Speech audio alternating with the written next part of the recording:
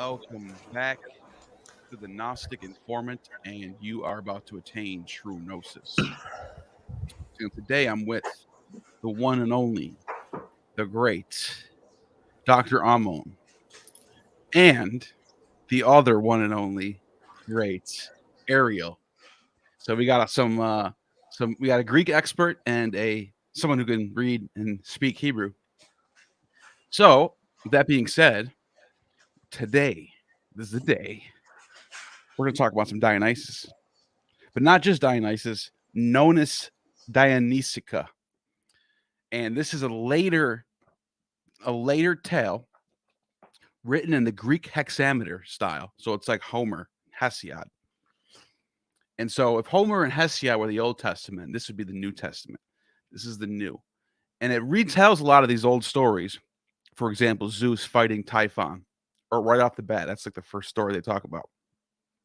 But then they get into this divine child born to rule the world, Zagreus.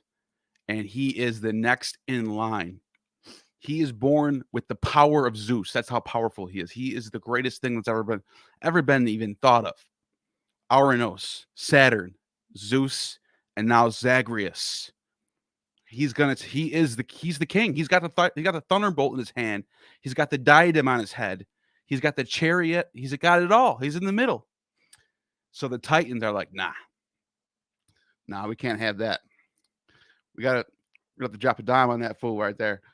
So the Titans go and they scheme and plot and they find little baby Dionysus. He's only alive for a couple days, maybe, if that. He's barely alive. Zagreus is not in the world for that long. They find him and they rip him apart. And they kill him. And he goes down into the Hades. But before he completely dies, his beating heart is saved by Athena. And Athena runs off and takes the heart with her. And I think she gives it to Helios, if I'm not mistaken. But don't quote me on that. And the reason why I say that is because before Dionysus returns in his glory, he goes and speaks to Helios. And actually, I have the notes on me right now. Because Helios... And as Neil's finding that, I'll just read a short passage about do it. where Zagreus comes from. Maiden Persephonea, you could not find how to escape your mating. No, a dragon was your mate. When Zeus changed his face and came, rolling in many a loving coil through the dark to the corner of the maiden's chamber, and shaking his hairy chape, he lulled to sleep as he crept the eyes of those creatures of his own shape who guarded the door. He's putting the dracontes to sleep. Dragons in antiquity are guardians, temple guardians. And this is how Zeus managed to get his way in. He came in as a dragon, put him to sleep. He licked the girls. Before it gets to that, he licked the girl's form gently with wooing lips. By this marriage with the heavenly dragon, the womb of Persephone swelled with living fruit, and she bore Zagreus, the horned baby, who by himself climbed upon the heavenly throne of Zeus and brandished lightning in his little hand. And there's that horn example right there, because Zeus is Zeus Ammon. He's the horn god too. So you got that going on there too. But yeah, so people don't realize that if you only read Euripides Bacchae, all you get is his second coming. It starts it off. Dionysus comes into the world as a son of Semele, who was impregnated by Zeus. But his first incarnation, he was born to Persephone, the queen of Hades. And so when Zeus sees Semele, he gets so horny. He can't control himself. This is in the text. And he's just going crazy with lust. He said, I gotta have her. And then he turns into he turned into a dragon when he got Persephone pregnant. he just goes and finds Semele and rapes her, basically. And the child, Dionysus, comes out of Semele. So you could basically say Dionysus has two incarnations. One is Zagreus and two is Bacchus. But when he comes from Bacchus, he's born of a mortal woman, Semele. And when he comes from Semele, he's birthed of the lightning. He's birthed of the lightning. So Semele, who asked Zeus, please show me your form, your true form. When he does so, because he's promised to do anything she asks, he vaporizes her. And before the ashes can all be blown away, he grabs the child that was theirs and he sews him into his thigh. And so when Dionysus returns and Euripides Bacchae, it is to set straight his resurrection and to show the world that he is the soter, the savior. Yep. And so it's when he does come back, Helios, this is in book 12, he goes to the house of Helios and finds his calling. At the mansion of Helios at autumn, who alone of the sisters has no privilege? Ask her father when winecraft will come to the world and under whose tutelage. Helios indicates the tablets of Harmonia displayed on the wall, the prophecies. Among many other prophecies appears this one. Dionysus will be the god of the grape and the vine. And he's the chosen one. He's the savior. He's the soter. And by the way, if you compare the Dionysus from the Bacchae to this one, the Dionysus in the Bacchae, he wants one thing from people, from mortals. He wants you to believe in him and worship him. He wants your adoration. That's what he wants. Just like, and that's a specific thing for a god to want. Not every god is like that, but you get that with gods like Jesus, Bacchus, a couple other ones. But that's a very specific thing to want from people. I don't want anything else. I don't care about what you do. I don't care about what animals you sacrifice. I don't care about this. I don't care about that. I just want you to believe in me. That's a specific thing to certain types of gods, and Bacchus is one of them. It's called recognition, and it's a Thracian concept. The Greek verb for to practice religion is also the verb for being Thracian. Thraskeo is to have that recognition of the god, and these Thracians are worshiping Zagreus. So the very word in ancient Greek for practicing religious worship is to do what these Thracians did, who recognized Bacchus, who recognized Iolachos, right? And who were able to enter into the state, right? Who had been through the rebirth, who were following the way. Yeah. So this is a mystery religion. If you haven't heard this stuff, this is a mystery religion we're talking about. And check. And so I want you to hold that thought, because that's important for what I'm about to get into. But the mission is this: Zeus gives Dionysus his charge: conquer India, and its impious king Dariades teach all the nations of the cult of the vine, and by great deeds earn a place in heaven. Rhea summons forces for the war, and there follows a lengthy description of the various centaurs, satyrs, cyclopses, people who rally to the Bacchic standard. He goes and he recruits Pan to be his general, Hercules to be another general. He gets the satyrs, the centaurs, the Pans. He's got the Orphic. He's got the band with their cymbals and their flutes and their drums, and they're marching along, going across the Middle East to India to go to battle. It's actually a pretty dope scene. And Diodorus of Siculus has a different version of this in his Bibliotheca. So it's very sacred story. This isn't just like some, no, this was the real, this happened. This happened before the Greeks even existed. That's what they thought. Wow, that's really striking, because it kind of reminds me of from like a linguistic perspective, one of the oldest parts of the Hebrew Bible, the Song of Deborah, it talks about like this legendary war between like the king of, or yeah, the forces of Assyria. And I mean, it's heavily mythologized, but that's also notable because one of the heroes that's mentioned is Shamgar, the son of Anat. And Anat was a goddess in ancient Canaan. So like so I mean, it's possible it's not that Anat, but like there's no other Anat that really could be talked about. So I don't know. It's definitely interesting. But this idea that you have the sons or the children of the gods as fighting within the wars, like this idea, it tends to be like going back to this sort of like primordial era or like prehistoric almost. Yeah, no, you're right. That's like and so to fast forward a little bit, because like we can't just sit here and read the whole thing, but just to go a little ahead. By the time you get to book 25, Nonnus is trying to make you understand something about this. He pauses the story to basically let you know that Dionysus has surpassed Zeus, Perseus, Minos, Heracles, the Trojans, everything. Think of anything you could think of. Nobody has done what Dionysus has done. He is the greatest of all time.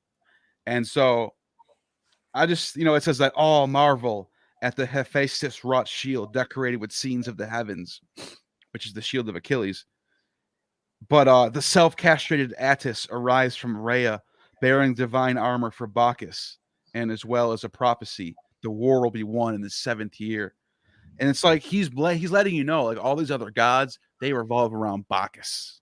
It's all about Bacchus. Nothing is greater than Bacchus.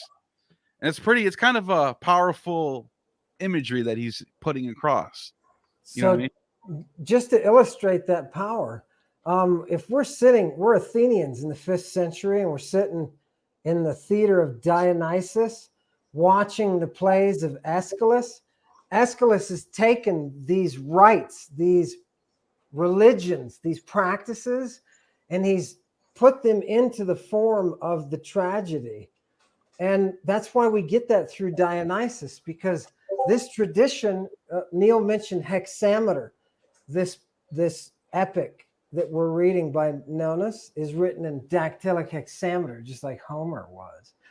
And the inventor of dactylic hexameter was a woman named Phimonoe. She's called the first Sibyl. She's also considered the founder of the oracle at Delphi. And she is the one who's handing this knowledge of hexameter down to Orpheus. And that's why you have a lot of our sources say it's Orpheus that is not only the one who begins the Dionysiac rite, but the one who also brings the worship of Eleusis. Yeah, and Orpheus is so important to this that we're not. That's what I want to talk about next.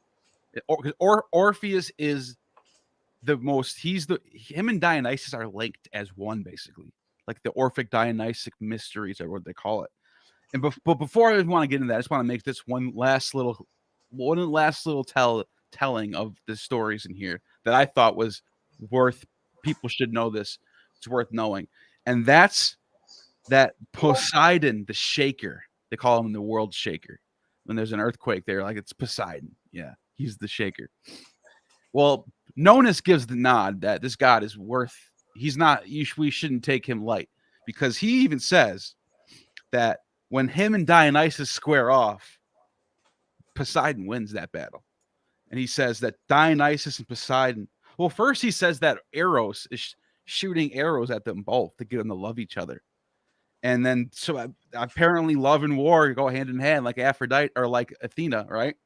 So instead of loving each other, they go to war, and their armies clash. And a parade of undersea celebrities, including Triton, Nereus, Proteus, wreak havoc among the Bacchic host. But frenzied Bessarids, Satyrs, and Selene retaliate in kind until Zeus, touched by the prayer of the Nereid, halts the hostilities, awarding battle and prize to Poseidon.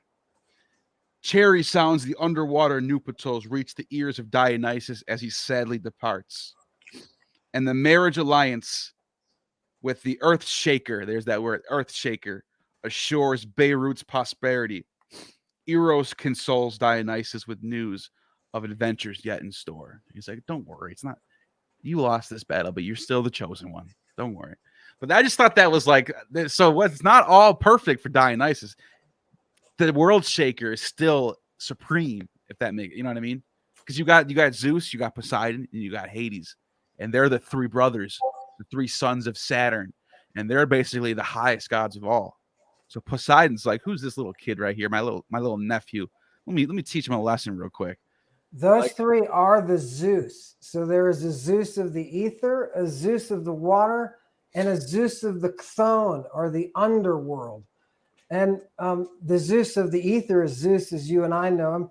And of course, the Zeus of the water is Poseidon, and the Zeus of the underworld is Hades, or Idoneus. Yeah, beautiful, beautiful. Yeah, so let's get into Orpheus and Ariel. There's something for you in this conversation too, because I want to get into this whole idea of these early Roman writers who think, for whatever reason, they're like convinced that Orpheus, and not just Roman writers, Jewish writers like Aristobulus and Philo, who think that Orpheus is connected with Moses somehow. And not only that, you got people like Tacitus who actually think that the Jews come from Crete.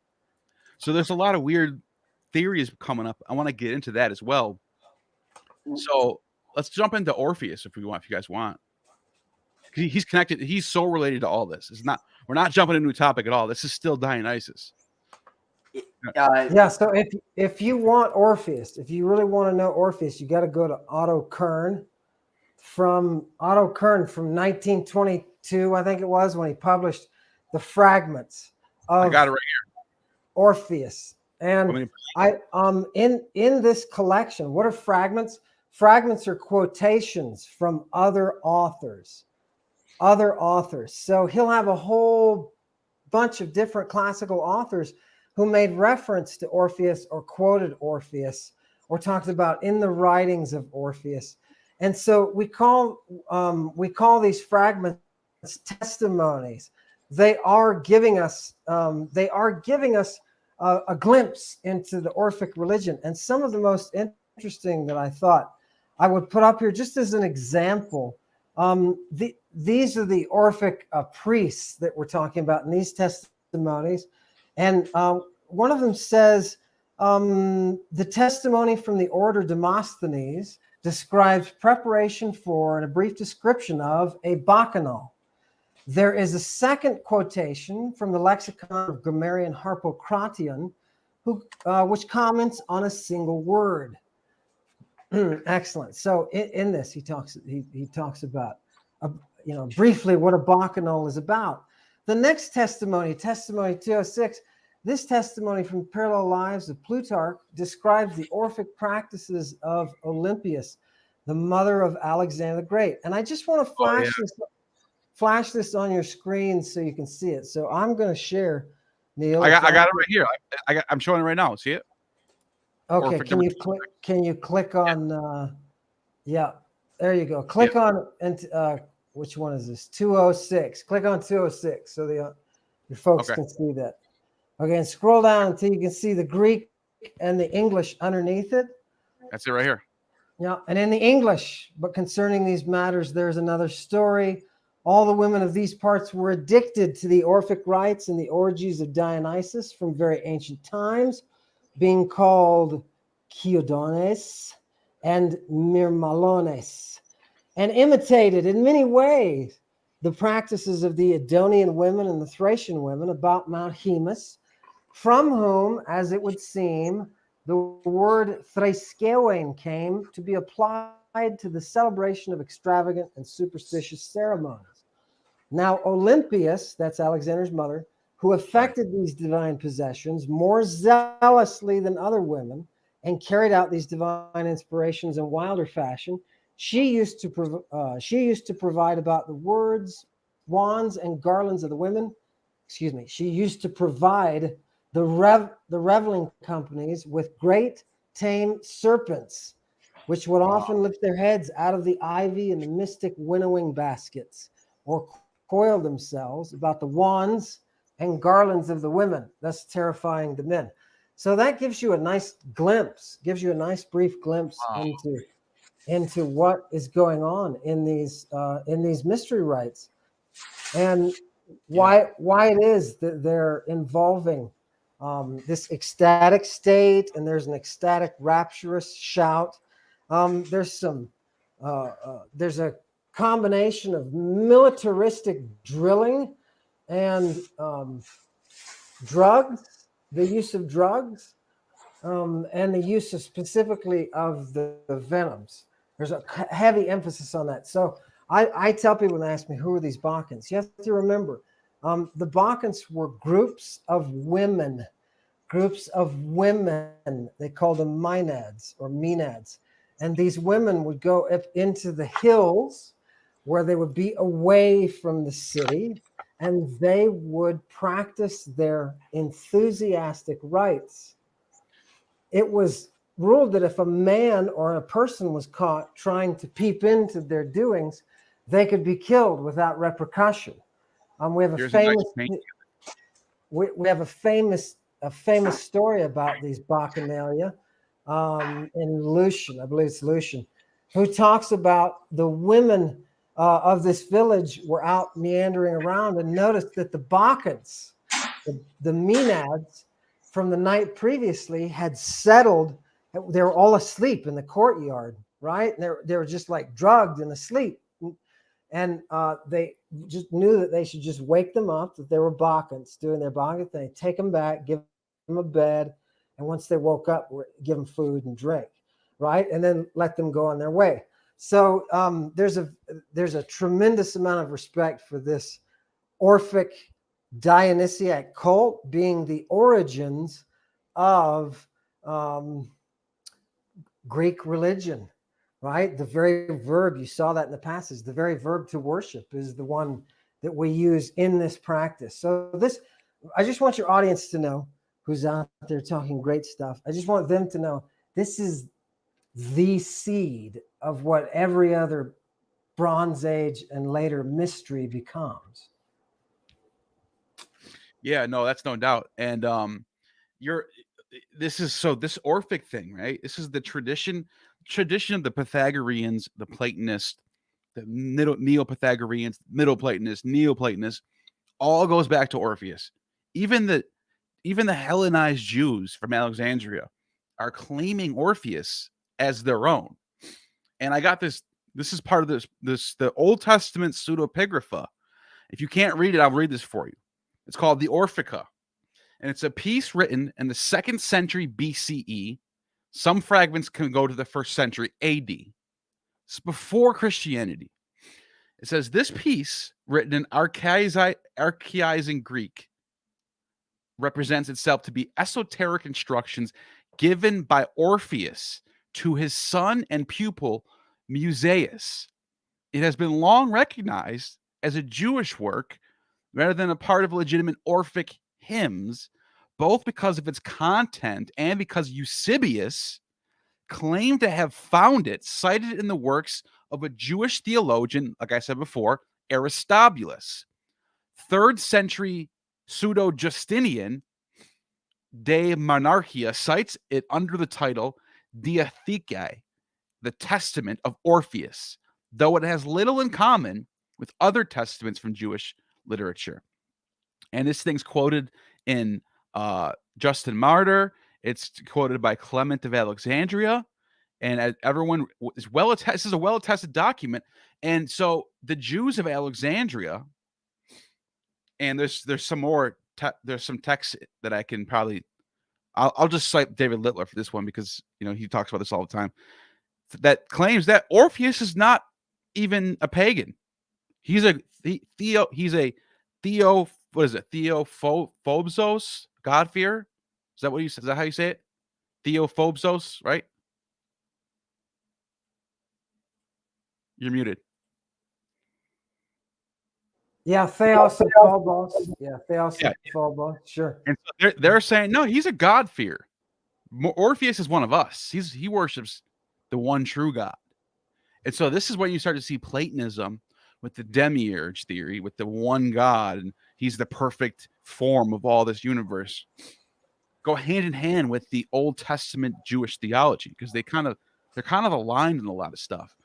And Neil, you should tell him that Plutarch says that Judaism is a Bacchic religion, and that we know from its roots that it's a Bacchic religion. And then we have that funny reference to the fact of in the Jewish temple in Jerusalem, in front of the antrum, or the front, the antrum, the front of the most holy space, is a statue of Dionysus with the ivy wound around him, and I think he's got a thyrsus there too. I can't remember. Should I show them the text from Tacitus that says what happened when they went into the temple? When Pompey the Great went into the temple? Well, hold on. I just wanted to touch on something. Yeah, go ahead. So, so Orpheus was the father of Musaeus, right? Yeah. So, who was the father of Moses? Yeah, that's why they were saying Musaeus, sometimes considered Orpheus a student, sometimes his son, the one to whom he passed on the right. They say that Moses is Musaeus, which would make Orpheus was in Egypt too, by the way. Not in this is not in Thrace. This is in Egypt. Which a lot of testimonies, including I think it's Herodotus, says that they're ultimately gaining this mystery from Egypt. He says that's where he thinks the mystery is coming from, in Egypt. So yeah. But yeah, the father of Moses was Amram, and I mean it's not a perfect fit for Orpheus, but as a character, like he's here. I'm actually sharing my screen right now. This is from the Gemara. I'm not 100% sure, but it's if you could make it just a little bigger, please. Okay, yeah. Like this. Oh, yeah, that's fine. That's better.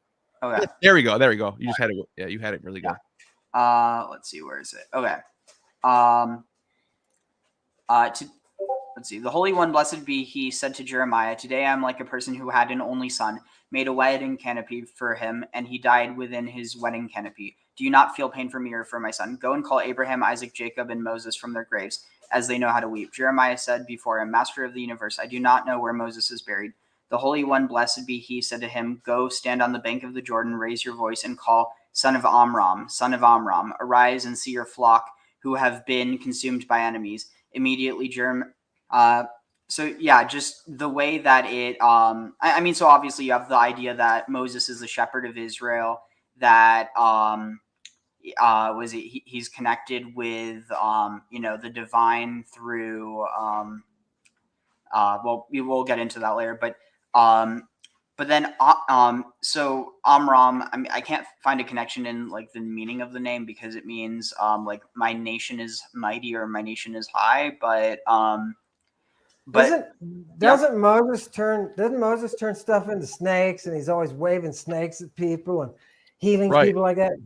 But I think there's even deeper connections. There's even deeper shit going on when you start looking into Exodus and Numbers and the slaughtering of the bull. Okay, so let me read this passage real quick. Now, think about this for a second. When Aaron sins while Moses is on the mountain, what does Aaron do? He puts up a golden calf, and he's burning incense, and that's what they do. That's the right. Right. And so, Moses comes down and he basically rebukes him and says, "That's evil. Don't do that anymore." But what happens after 2 pages later? So that's Exodus 25, right? Or 26. Exodus 31. Moses gives the laws about what happens when an anointed, the word is like Mosiach priest, or in Greek, Christon priest. So what happens when an anointed high priest sins? This is a big deal. So Aaron would have been that anointed high priest. By the way, the Sadducees are all from the line of Aaron. The Levites are all from the line of Aaron. So when Aaron or Aaron's sons do what Aaron did, no, bad. What does he have to do? So here's what it says. The Lord says, hold on. Oh, I lost the page. Why would I do that? While you're looking, your audience wants to know how many people here are tripping, and they want to know. Somebody very nicely said, "Tripping on these snakes." Right? This is fantastic stuff. Neil, let's hypnotize these people. Let's get them into the. Let's move the theosophy forward, shall we? Okay, sorry. Go ahead. Wait, is this where it is? How did I lose this page? I just was looking at it. Okay, hold on. I'm gonna find it. I found it. Okay, here we go. Sorry about that. My bad. I hate when I do stuff like that. The sin offering for priests, and no, it's not 32. It's Exodus. Is this even Exodus anymore? Okay. Well, he's looking for that. I got it. I'm looking at what it is. Okay, the Lord says to Moses, "Tell the Israelites when a person commits a sin against somebody, the anointed priest shall take some of the bull." Okay, I'm sorry. I skipped ahead a little bit too much. When an anointed priest who thus sins and thereby makes the people guilty, okay, that's what Aaron did. Aaron sinned. Aaron's the anointed priest. He made the people guilty. He shall present the Lord a young, unblemished bull as a sin offering. Wait a minute. What? Isn't that the bull? Wasn't the golden calf? Okay, whatever. Whatever. I'm just talking shit. So, okay, bring the bullock to the entrance of the meeting tent before the Lord. He shall lay his hand on his head and slaughter it before the Lord. The anointed priest shall then take some of the bullock's blood and bring it into the meeting tent, where dipping his finger in the blood, he shall sprinkle it 7 times before the Lord toward the veil of the sanctuary. The priest should also put some of the blood on the horns of the altar of the fragrant incense, which is before the Lord in the meeting tent. The rest of the bullock's blood he shall pour at the base of the altar of holocaust, which is at the entrance of the meeting tent. From the sin offering bullock, he shall remove all the fatty membrane, and the inner organ, blah, blah, blah, blah, blah. Now, why am I bringing this up? Well, first of all, it's very strange how that's what they're told to do right after Aaron does this golden calf thing. All right. Now, okay, still, what am I talking about? Well, Neil, what are you on about? Get to the point. Here's the point, though. Let me just say this. When you look at the images of Orpheus or Perseus, look at this. He's got 7 stars, which represent Pleiades inside of the bowl. Aaron is supposed to take 7 drips of blood and put them on the altar.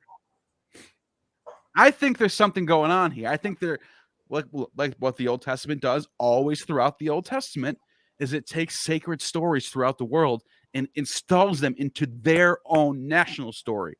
I think this is what you have here. You have the sin offering, the sacred killing of the bull. That's what they're doing. And also, Neil, check this out. Orion almost sounds like Aaron. This could be a stretch here. Orion almost sounds like Aaron.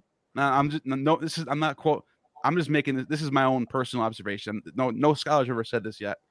But Orion kind of sounds like Aaron, and he's standing in front of Taurus, and there's the 7 stars of Pleiades. Something to think about. Go ahead. Yeah, no, it's the astral. You hit the nail on the head with the astral. But I want you to note one thing. Bull's blood is a name that's known all over, including the medical authors where I do my work, as the ritual sacrament that is poisonous. You can kill somebody with bull's blood, or you can put them under the influence of the ritual with it. Yeah. And there are antidotes to bull's blood, and some famous people died of bull's blood. It's an actual ritual communion. Yeah, that's what I'm saying. And what does this have to do with Orpheus? Well, Orpheus is always depicted in the same dress and style as Mithra and Attis and all these other he looks exactly like Mithra. and he's always playing the kinnera or the lyre, whatever you. And look, and this is a Semitic mosaic. That's Aramaic. That writing right there. That's not Greek. Wow. This is Aramaic, guys. And check this out. Have you noticed that some of the early mosaics of Jesus look kind of similar to the Orphic mosaics, where he's always got animals around him, and even looks like that cross is replacing the lyre, doesn't it? I'm just saying. That's because the sotera in the Orphic hymns is a shepherd. The fact that they're a shepherd shows what their actual function is within the rite. Yeah. Who else is a shepherd, bro? Who else is a shepherd? David. David is a shepherd tending the flocks as a young boy. He plays the harp for Saul, and it heals him. David, what is David known for? Let me ask you this trivia. Ariel, which body of text is David known as? Which body of text in the Old Testament is attributed to David? Not which book is about him. Which body of work in the Old Testament it says this is written by David? Tehillim or Psalms. The Psalms, exactly. What are Psalms? They're songs. You sing them. You don't. Those are music. Though, okay, the Psalms are equivalent to what the Greek hymns would be. The Orphic hymn to Demeter, the Orphic hymn to Nyx, the Orphic hymn to whoever. Homer was saying out loud as if it was coming out of the mouth of Orpheus. Orpheus was the one who was telling the story. In the same way in the Old Testament, David is the one telling. When you read the Old Testament, you read the Psalms, it's the Psalms of David. These are words that are coming out of David's mouth. David is Orpheus in the Old Testament. Interestingly enough, there are some Psalms that, like, for instance, here, I'm sharing my screen. Let me pull this up. Oh, but also here, so this isn't from, I wanted to show this real quick. This isn't from anything like biblical or rabbinic, but this is talking about Sepphoris, which was in the land of Zebulun, but here. There was also regular interaction among the regular citizens of Sepphoris. As you stroll down the original flagstones of the Cardo, which is like the main street, it comes from the same root as cardio, which basically means the heart. It's like the heart of the city. And Decumanus, the streets forming the main north, south, and west, east and west arteries of the lower city. It is no great leap to imagine the city's varied residents jostling for space in the busy marketplace. Near houses with mosaics depicting the myth of Orpheus or centaurs is a graffito of a menorah. So, like, you see these two things being very, interwoven. But then Psalm of Asaph. Is Orpheus and Mithras pirate religions?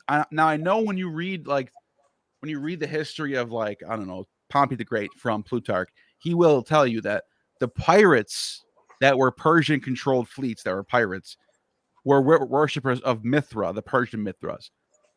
What would you say to that, Dr. Ammon? I would say in the very earliest myths of Dionysus, you have his abduction by a group of pirates, and his punishment of them, and the whole growth of the grapevine.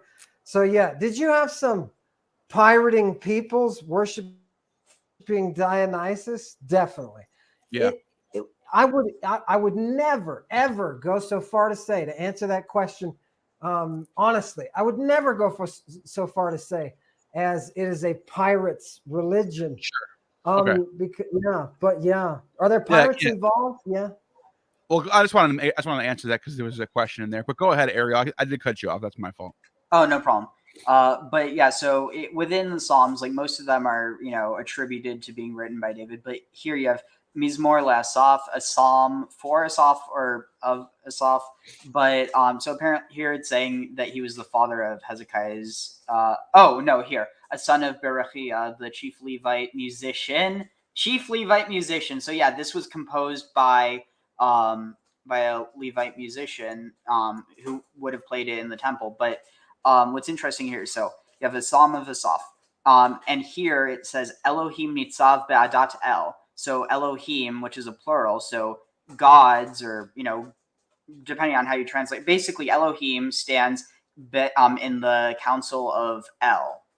So here you already have two things that get translated. Like if you were just see the translation, it says God standeth in the congregation of God, but it's deeper than that.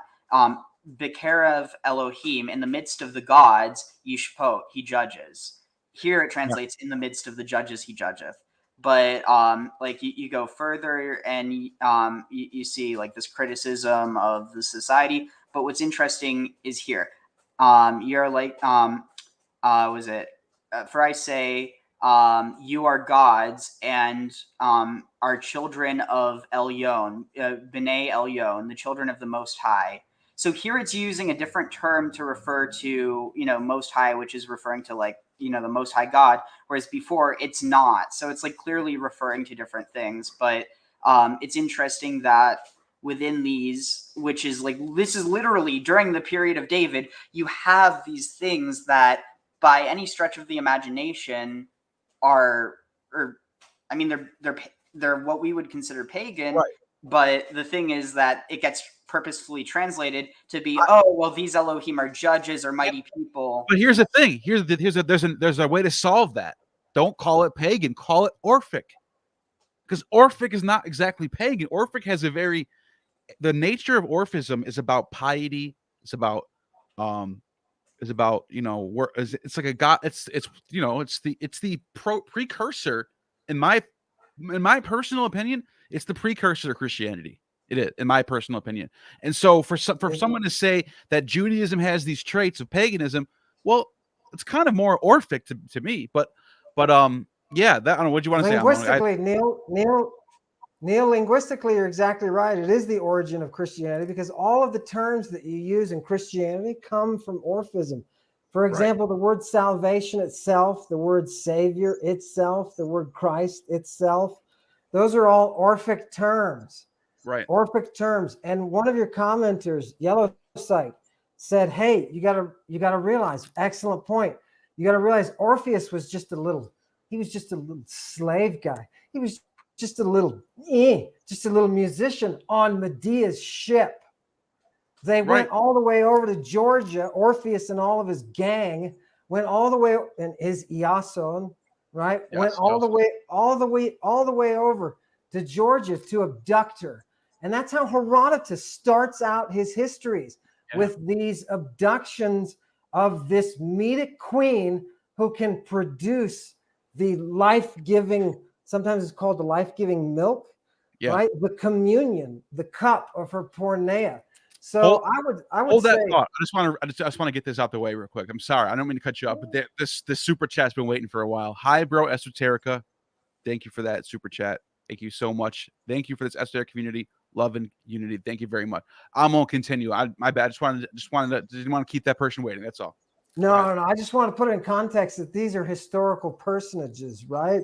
These are leaders of kingdoms. These are prophets and priests, and the people of antiquity were trying to figure out. There's this lovely debate in the Orphic fragments about who came first, Moses or Orpheus, right? And the big question is, we have to figure out which, and it goes both ways. And the Christians say, no, it was Moses, because whoever came later, it was understood in the argument that they took the rights from that person. So the Christians tried to establish that no, it was Moses who came first, and that Orpheus got his work from Moses, right? And so back to, I'll finish Yellow Psych's comment. Yellow Psych, you're exactly right. We have to remember this all comes down to a woman, right? And her capacity. Ariel wants to find out about Asherah, right? He wants to worship this Cretan goddess that he misses so much, right? Ariel, talk about Asherah. Well, I just wanted to address this question real quick. Got here late, may have to rewatch later. It's saying David is Orpheus, and that answer is the latter, a similar type of character, because you have David with his harp and he's singing the Psalms, and the Psalms are the central part of the Old Testament. They're right in the middle for a reason, because the Psalms are singing the song of the Torah. They're retelling these stories in a song, and that's what Orpheus does. He retells these ancient sacred stories and he sings them with his harp in his hand, with his lyre in his hand. So David and no, they're not the same person. And then that goes back to the what you just said, Ammon, about who came first, David or Orpheus. Well, I mean, like this Orphic fragment says that Orpheus is the father of Moses, but other people are saying, no, that's not true necessarily. So it's not like there's a concrete answer to this question.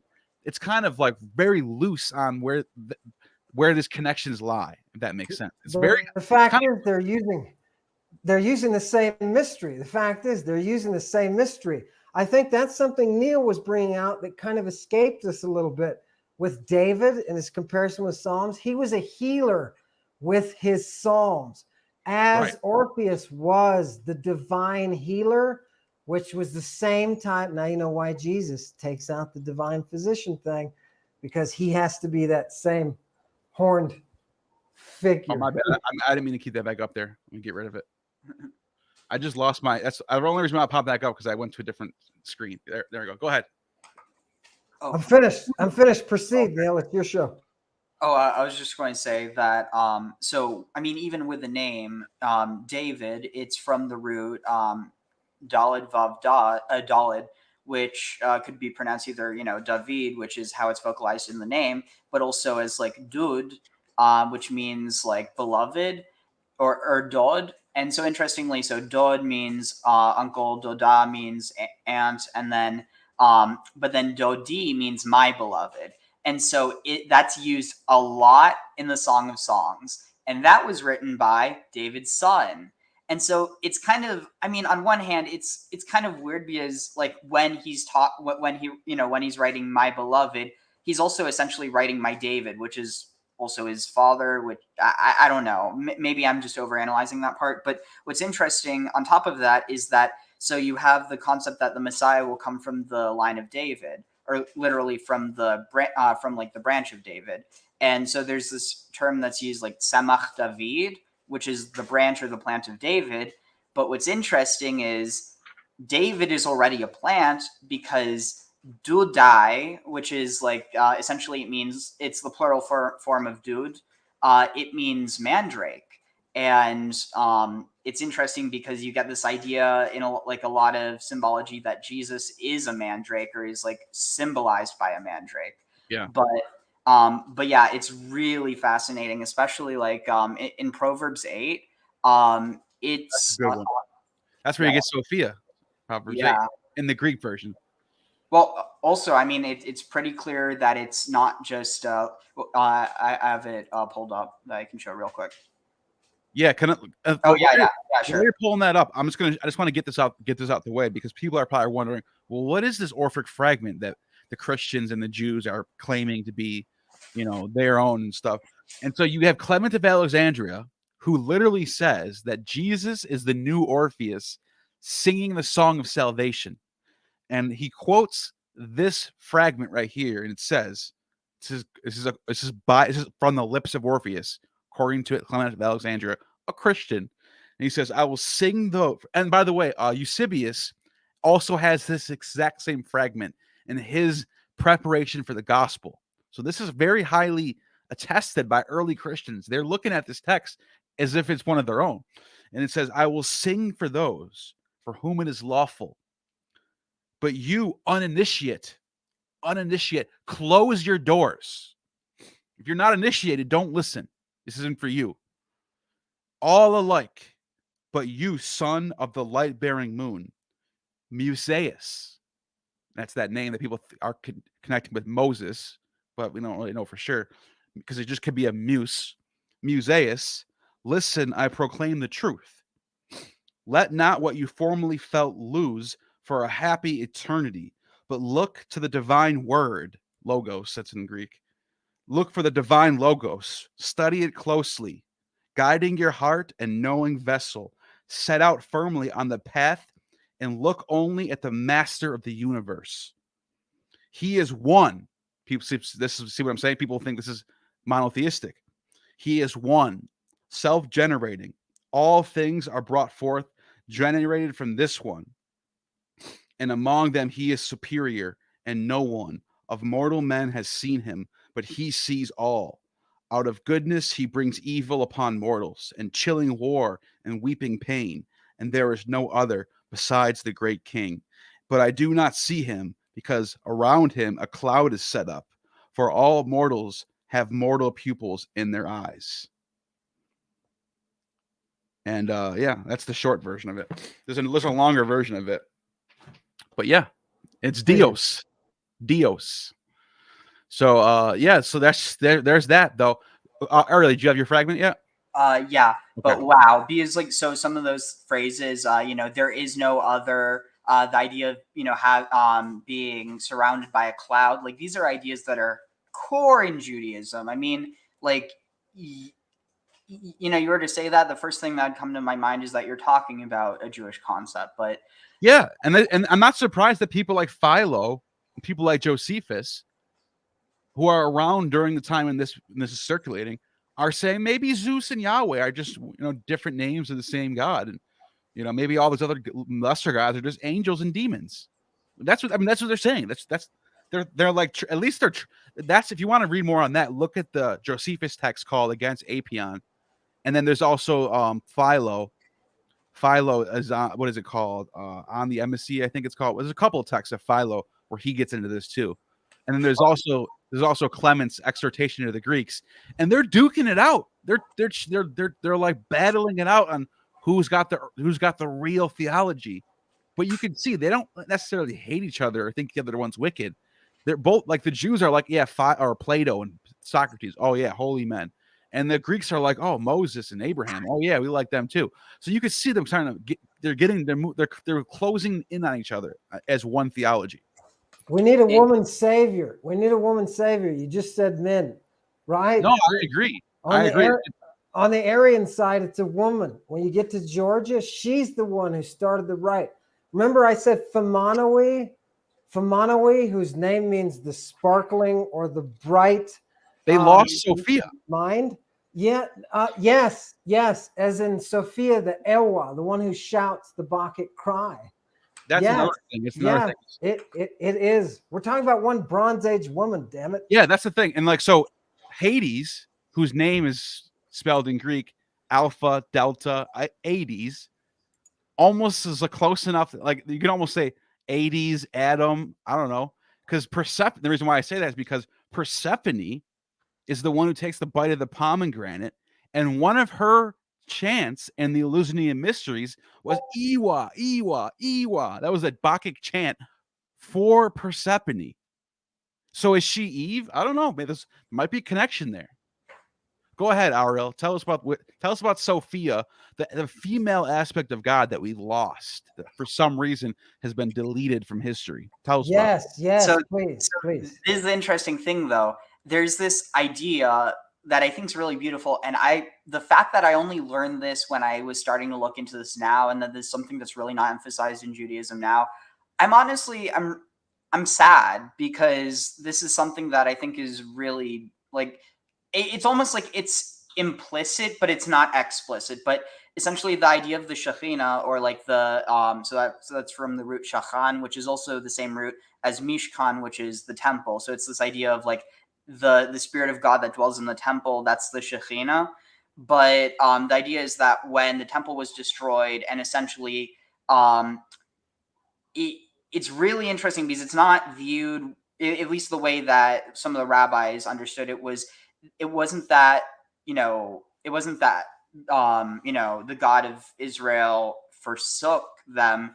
It was more so that he was teaching them a lesson, but as a part of that, he sent the Shekhinah into exile with them. So it's the idea that even though they didn't have the temple, God was still with them. And the idea is that, like, I don't know, it's really interesting. But yeah. But so with this, which first of all, I love how it starts. It starts with "Hello, Chochma Tikra," which means "Hello, Chochma is calling." But it's just kind of funny, because, or if you're reading the Greek, if you're reading the Septuagint, that would say Sophia is calling. Yeah. I'm on this bounce. But yeah, that's what it would say. If you're reading that, and if you're reading the Septuagint version of this, it would say Sophia is calling, and everyone knows Sophia was a divine title for Athena. Oh wow! Not only that, but I think maybe that I'm not 100% sure how it would be translated. But tfuna is from the root bina, which is like knowledge or understanding. So would this maybe be like nosos or I don't know. That's a good question. I wonder what the Greek says. Yeah. But yeah, so it is wisdom calling, understanding her voice. She takes her stand at the topmost heights by the wayside at the crossroads. One thing that's interesting about crossroads is that because they're like a liminal space, they're kind of like the furthest out you can get from society. But like once you get past another it represents like something magical. And I was listening to something from Tom Hatsis about how mandrakes actually used to be associated with, like, people thought they were they grew from the spilled seed of hanged men, but and that the gallows were at crossroads. But at the entryway, she shouts, "O men, I call to you. My cry is to all mankind." That's interesting because it's not saying it's my cry is to the Jewish people or to Israel. My cry is to Koli el bnei Adam, to all the children of Adam. O simple ones, learn shrewdness. O dullards, instruct your minds. Listen, for I speak noble things. Uprightness comes from my lips. My mouth utters truth. Wickedness is abhorrent to my lips. All my words are just, none of them perverse or crooked. All are straightforward to the intelligent man, and right to those who have attained knowledge. Accept my discipline rather than silver, knowledge rather than choice gold. For wisdom is better than rubies, no goods can equal her. So here again, it's saying that wisdom is her. But then here it's quoting her. It always says wisdom is female. There's never once in any of the text, whether it be the Bible or any other text, for example, is wisdom ever male. Wisdom is always, and the ancients understood that. But yeah, go ahead. I wisdom live with prudence. I attain knowledge and foresight. To fear the Lord. So here it's saying to fear the Lord. So here's like, I mean, I'd have to look further up, but I'm pretty sure this is actually the first mention of Yahweh here. But Really? To fear Yahweh is to hate evil. Wait, what? Oh, no, sorry, I got that mixed up in my head. Yeah, to fear the Lord is to hate evil. I hate pride, arrogance, the evil way. But keep in mind, the person saying this isn't Yahweh. It's wisdom. I hate Sophia, right? Mm-hmm. I hate pride, arrogance, the evil way, and duplicity in speech. Basically, was it like speaking out of both sides of your mouth? Mine are counsel and resourcefulness. I am understanding, courage is mine. Through me, kings reign, and rulers decree just laws. Through me, princes rule, great men. Oh, this is interesting because the word for all the righteous judges, does it expand? According to some Hebrew, some editions, judges of the earth, but here it says shoftei tzedek, the judges of righteousness. Yeah, but there's that tzedek thing right there. Yeah, let's hold that for 1 second. We got a $20 super chat. Thank you, yeah. Mandy. Don't want to keep you waiting for a $20 spot. I really appreciate that. That really helps me out, and I appreciate it so much. Thank you. Mandy says, and from his blood, the Kithra plant. Oh, he's just bringing the Kithra into this. The Kithra plant grew on Mount Pangium. The Kithra plant would resound after killing Orpheus. The Kikones? How do you say that? Kikones.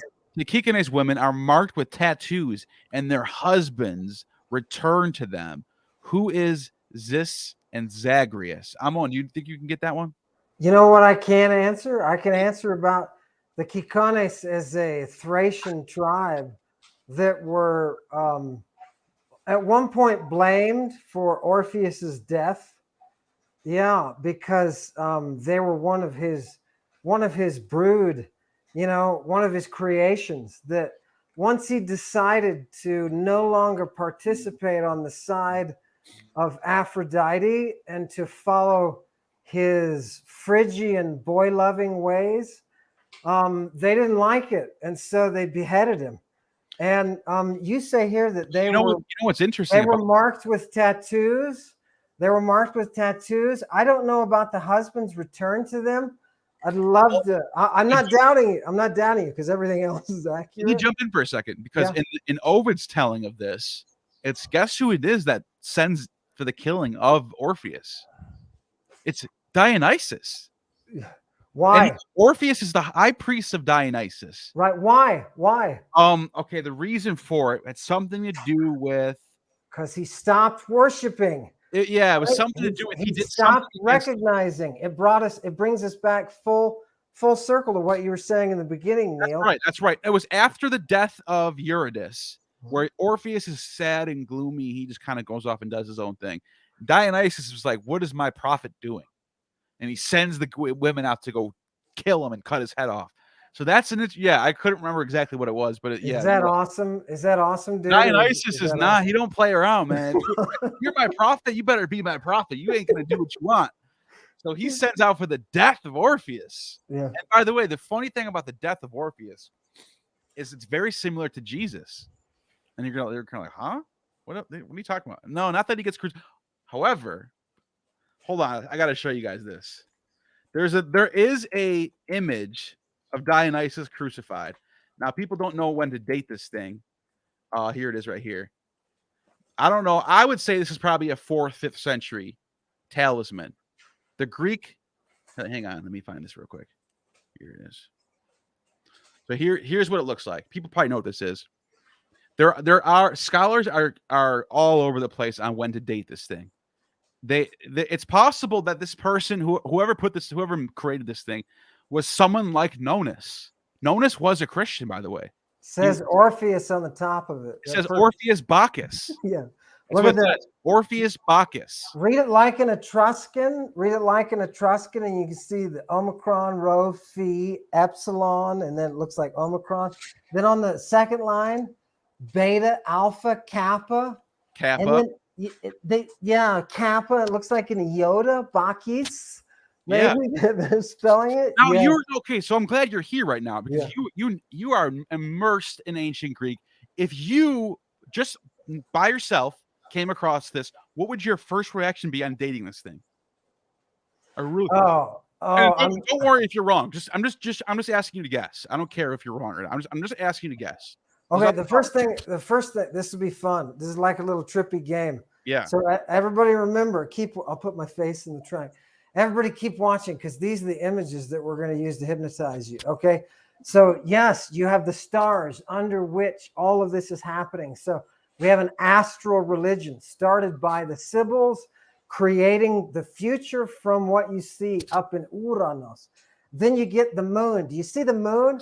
Anytime you're in an astral religion, you're going to establish the moon and the sun as your primary vendors, your primary sources. Here it's the moon. So we have the horns right at the top. Then we have, it looks like he's fastened to something. It looks like it almost looks like he's being crucified, doesn't it?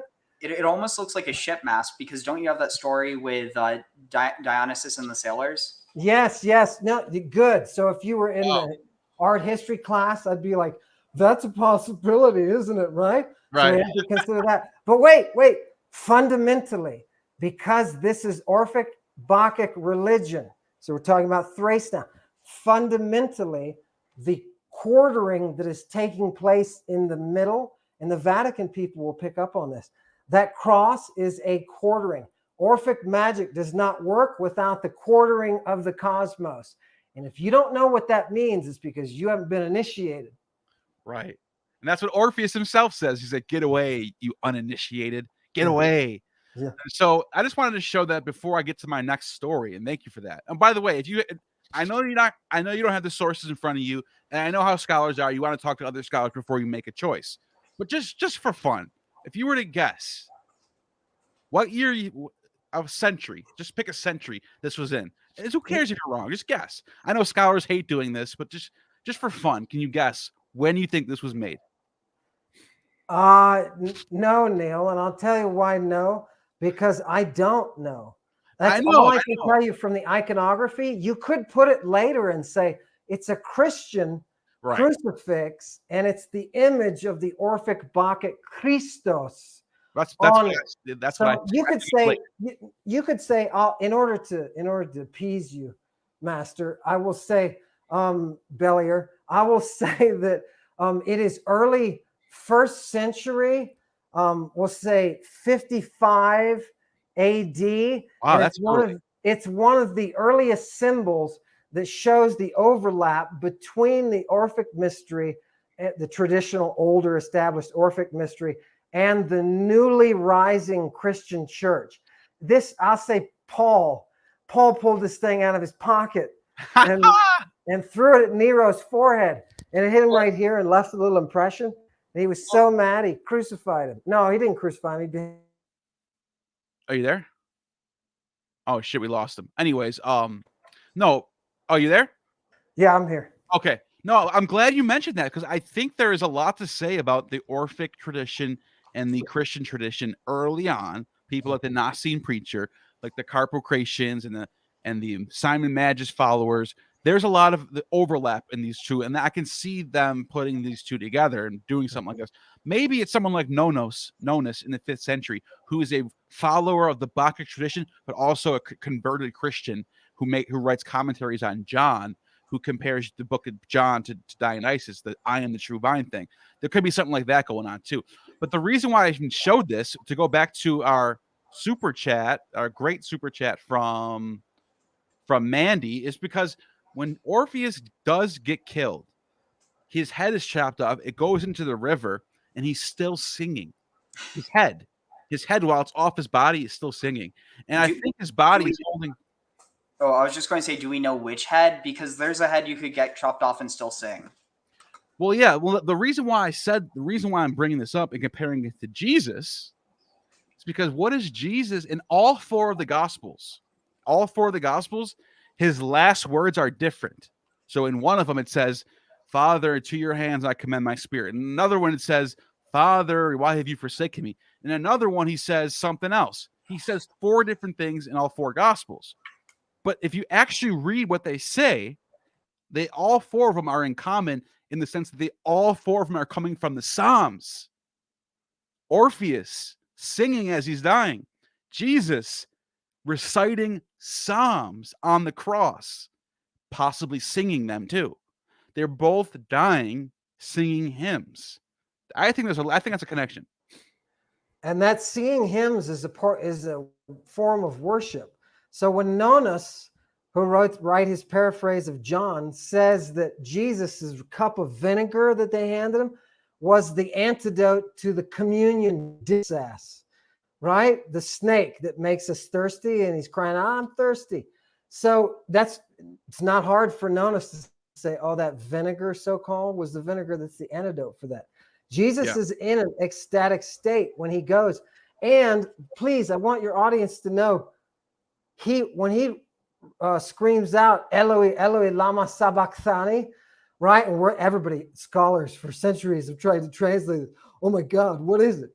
What kind of language is it? It's a divine language. It's Hebrew. It's Aramaic. It's something. It's a relative. No, it's not Greek. What is it?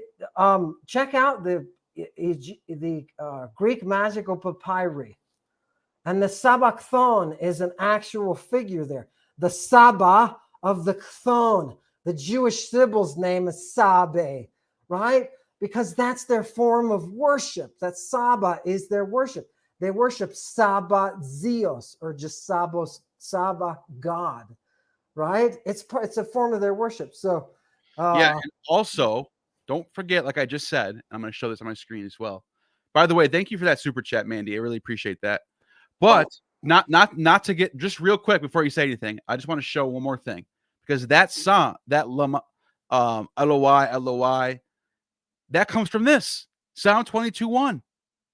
So it's not like a lot of people don't realize it. He's not just saying random things on the cross. He's singing the hymns. He's dying.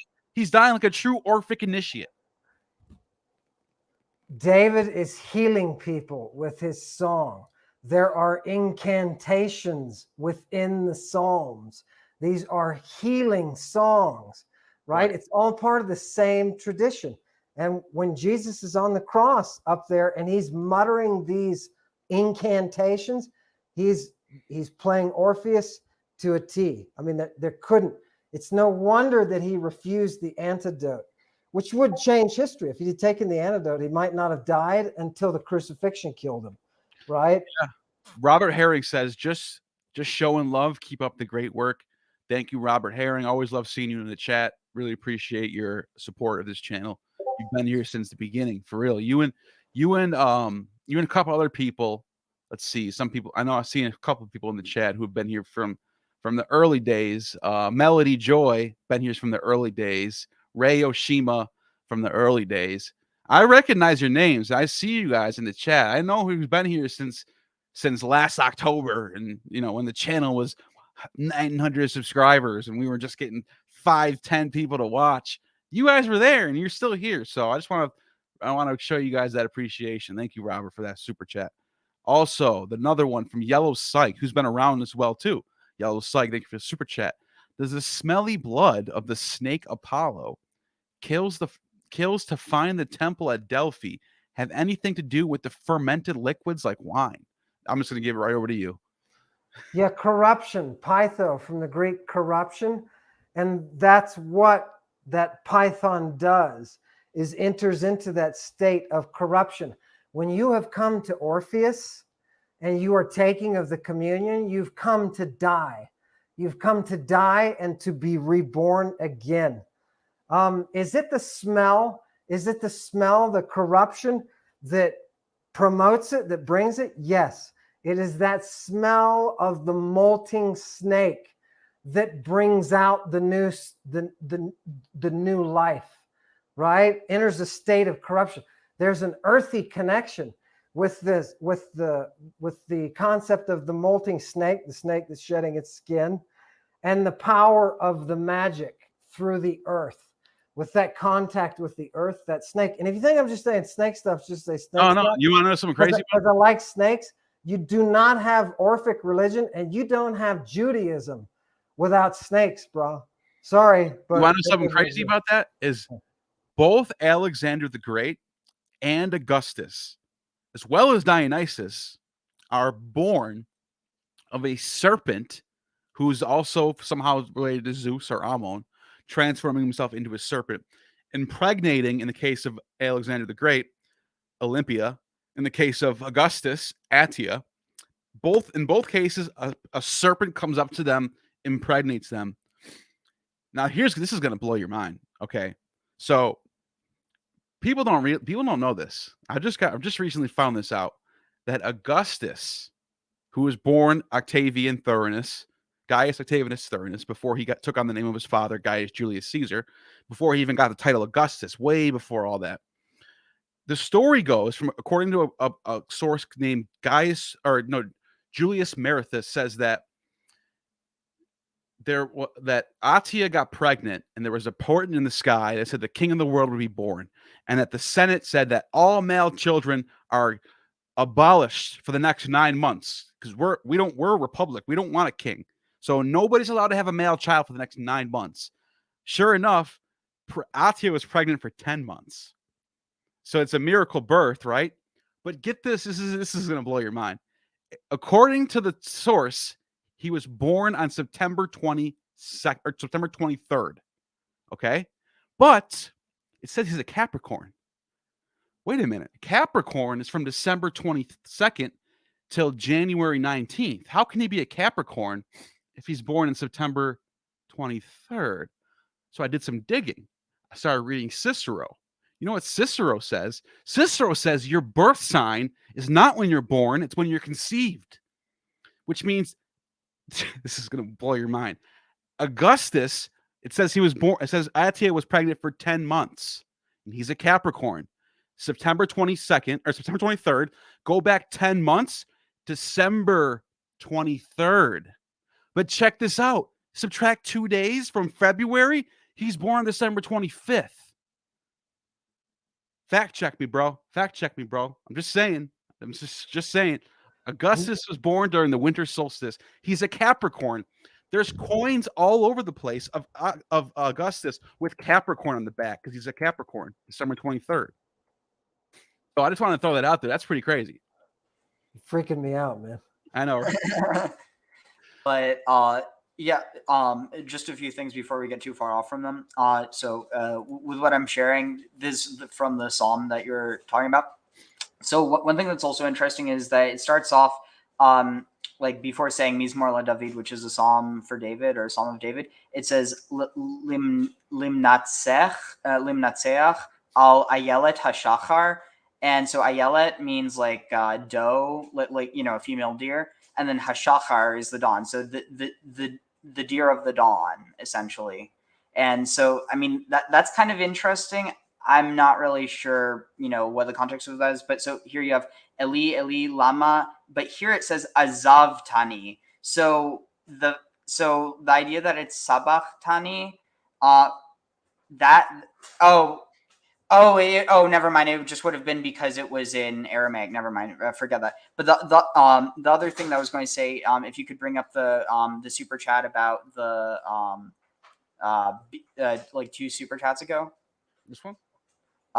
Before that. From Mandy? Yeah.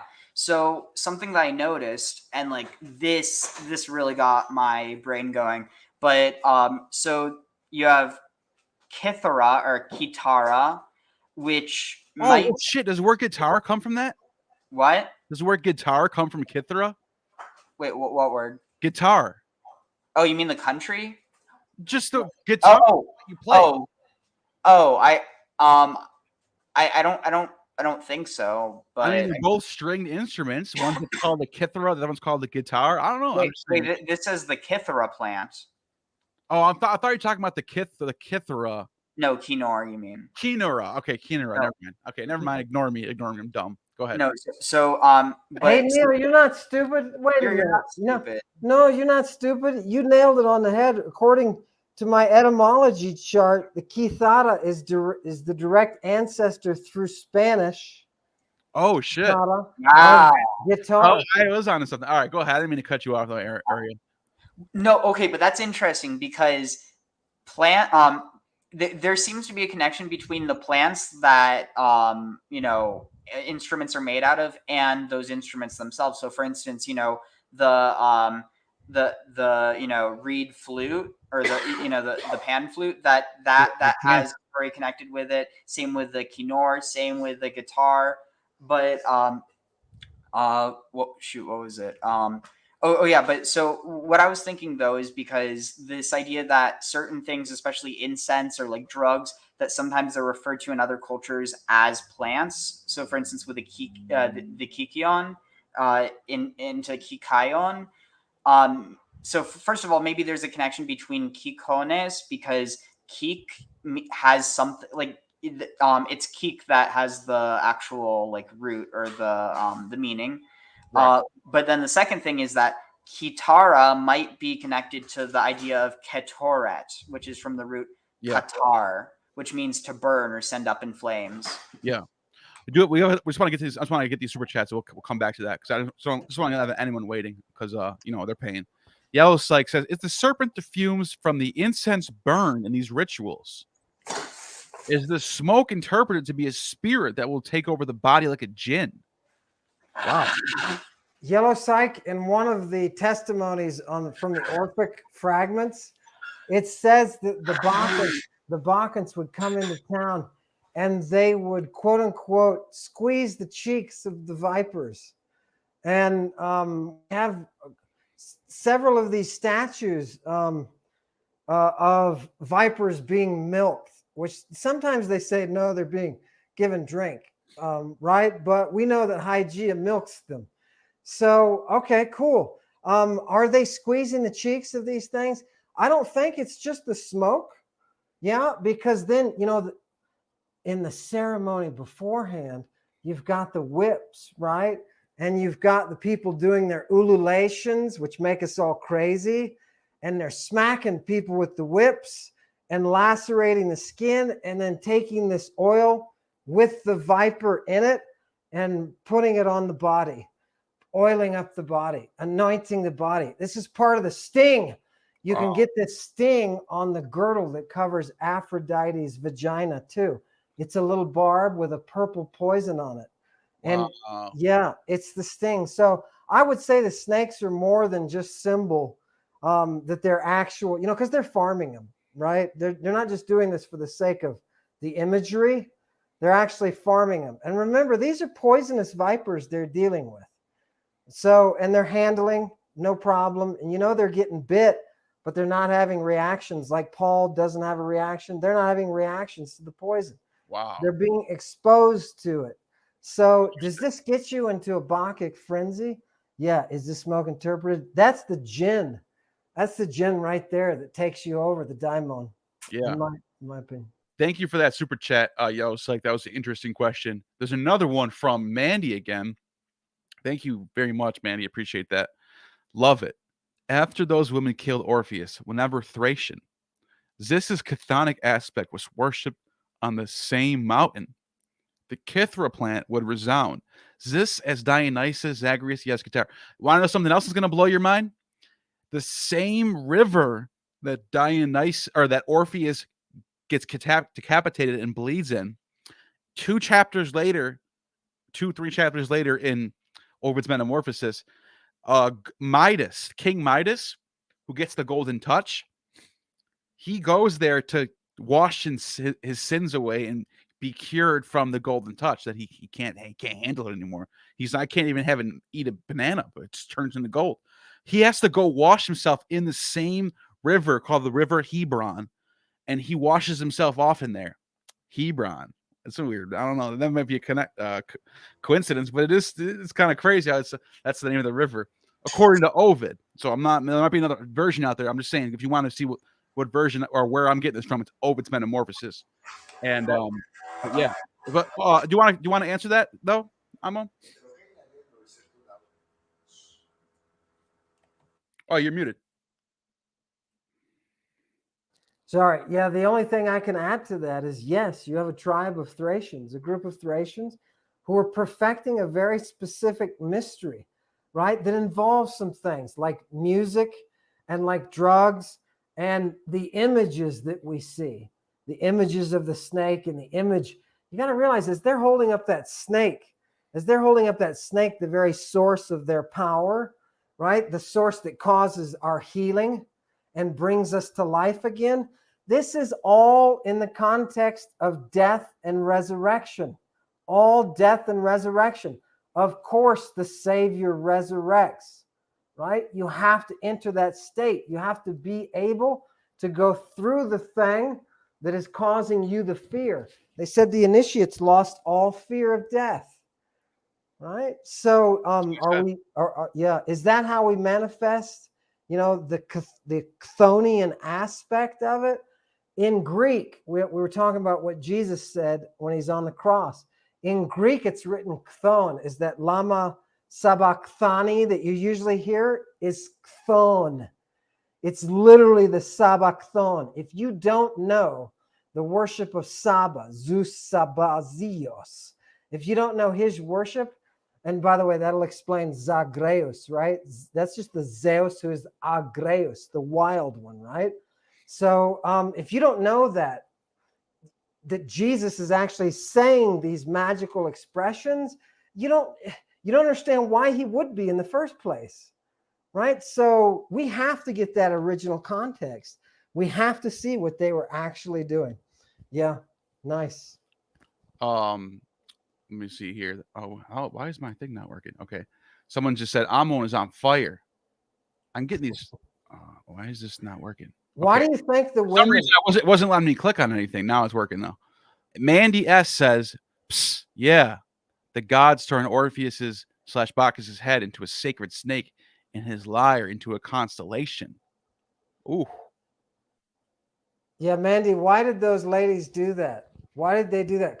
And by the way, the Bacchic rite is a female rite, right? So, and they're using poison, toxin, by the way, the oestrin, that is used by the midwives in order to hasten birth, in order to push or induce birth. So, why did they kill Orpheus? Maybe he wasn't in charge. Yeah. Right? Maybe this Bacchic cult comes from a higher source, and Orpheus was just one of the expendable prophets of it. Hey, can you read the name of this person? Snake venom can. No, read his name. Titan Uranus. Yeah, Uranus. Uranus. All right, smart Alec. Snake just venom. For that, I'm going to make you listen to the fact that in antiquity, Ganymede was the cup from which Zeus drank the nectar. And Sir, one of the great British knight classicists from the 19th century, Sir Richard Burton, will tell you that that's the famous anal cup. I give you an anal cup for the sake What of it you. says. That's Yeah. literally what it says too. That's the Greeks are just they're the Greeks, man. You can't. It is what it is. You got to take it or leave it. Vaguely agnostic. Thank you for the super chat. I don't say thank you nearly enough, Neil. Well, I appreciate you seeing you around. You're another. This is another person who I've been engaging with on this channel since last year. Before that, maybe. So it's thank you very much for that. I appreciate seeing your name in here. You've also been a Patreon for a long time too. So can't thank you enough. I should say I should reverse that and put it back on you and say thank you for being you. But Ariel, I know you have something you want to share, and I'm going to throw it over to you, and then I'm going to stop cutting you off. Before that, though, I just want to say one thing real quick. I want to show you something real quick. This is from Tacitus, and can you guys read this or no? Let me see. Tacitus says that eastward. He's talking about where the Jews come from, right? And he says, down here, he says, eastward, the country is bounded by Arabia. In the south lies Egypt. On the west are Phoenicia and the Mediterranean. Northward, it commands an extensive prospect over Syria. The inhabitants are healthy and able to bear fatigue. Rain is uncommon. The soil is fertile. Is this the part that I'm trying to find? Okay, hold on. This isn't it. It's here, though. Don't worry. It's not that far away. He says, hold on. Where did I just lost the part that I wanted to read. Anyway, okay, here we go. I found it. It was right before it wasn't after, it was before that. Okay. He says, circumcision was adopted by them as a mark of difference from other men. Those who come over to their religion adopt the practice. They hold that the souls of all who perish in battle or by the hands of executioner are immortal. Hence a passion for propagating their race and a contempt for death. They're following this in the line of the Egyptian custom, quite different of their faith about the things divine. The Egyptians worship many animals and images. The Jews have a purely mental conception of the deity. As in one essence, they call those profane representations of God in human shape out of perishable materials. They believe that the being of the supreme and the eternal, neither capable of representation nor of decay. Therefore do not allow any images to stand in their cities, much less in their temples. This is where this is what I was getting to. This flattery is not paid to their kings, nor honor to the emperors. For in fact, however, that their priests used to chant to the music of flutes. This is where it gets Orphic now. Flutes, cymbals, and to wear garlands of ivy, and that a golden vine was found in the temple in Jerusalem. Some have thought they worshiped Father Liber. If you guys know what Father Liber is, that's a Roman title for Bacchus, for Dionysus. You are correct, sir. The conqueror of the East, which is from Nonnus, the story, or also in the Bibliotheca, though their institutions do not by any means harmonize with the theory, for Liber established a festive of cheerful worship, while the Jewish religion is tasteless and mean. Anyways, the point is, Roman. Oh, the point I'm trying to make is there are other people like him who I just read you from, like Tacitus, who think that the Bacchic religion is also the Jewish religion, and they think it's Orphic, singing the hymns, the cymbals, the chants, the flutes, the drums. That's all Orphic. So I'm just throwing that out there. I'm not saying that he's right. He could be wrong. But Ariel, I want to hear what you think about that, and then you can present what you got to present. What do you think about that? So, there's this one thing that's kind of interesting. So this is from Midrash Tanchuma Beshalach. It says, this is just kind of interceding in part of it, and so you find that when they reached Mara, which means bitterness, the waters of Mara, and were unable to drink the water because it was extremely bitter, Moses was of the opinion that the Holy One, blessed be he, would tell him to sweeten it with honey or with pressed figs. Observe, however, that it is written here, and he cried unto the Lord, and the Lord showed him a tree. Exodus 15:25. The Holy One, blessed be he, said to him, my way is not man's way, and you must learn this fact. Thus it is said, the Lord showed him a tree. Actually, the verse said, wait, hold on. sorry. The relevant part is if I just go back to where it. Okay. Shoot. I just basically it's talking about the different types of trees that it could have been. Like different rabbis are talking about, oh, it might have been this type of tree, it might have been this type of tree, but one of the trees that was suggested is actually ivy. Okay, here I found it. Rabbi Nathan declared it was a bitter ivy tree, while Rabbi Eliezer of Modim insisted it was an olive tree. Rabbi Joshua, the son of Kara, maintained that it was a cedar tree. So like you have these different interpretations, but then you also have like certain species that aren't allowed to be grown in a vineyard. And interestingly, one of that, keep in mind, this is the rabbis deciding this. So this is after the, Tanakh's already been written. But mint, and there's also another thing, is it actually mint or is that how it gets translated? Which, but anyway, so mint, ivy, the king's lily, and other similar plants are not considered as kilaim in a vineyard. Hemp, artichokes, and cotton are considered like other types of vegetables, and they become hollowed in a vineyard. So, but the thing that I really want to share more, is this. So, just continuing where we were. Through me, princes. This is wisdom. Through me, princes rule, great men, and all the righteous judges. Those who love me, I love, and those who seek me, will find me. Riches and honor belong to me, enduring wealth and success. My fruit is better than gold, fine gold, and my produce better than choice silver. I walk on the way of righteousness, on the path of justice. I endow those who love me with substance. I will fill their treasures. And then here's where it gets really interesting. Yahweh Kanani. Oh, wow. So, here you could, it says the Lord created me, but literally it means the Lord acquired me. That's interesting because it's not that isn't a. That's a good point, man. That's a good catch. Nice. Which also Kanani, it's obviously not the same root. Bara is create. Bara is create, if I'm not mistaken. The word create in Genesis is bra. So they could have used that same word, but they didn't use that. They used kana. But yeah, that's interesting because you also have like it could be a play on words of Canaan, but I mean it happens to sound similar. But the Lord acquired me in the beginning, the beginning of his path or his way. The beginning. It says at the first of his works of old. In the distant past, I was fashioned at the and so this word.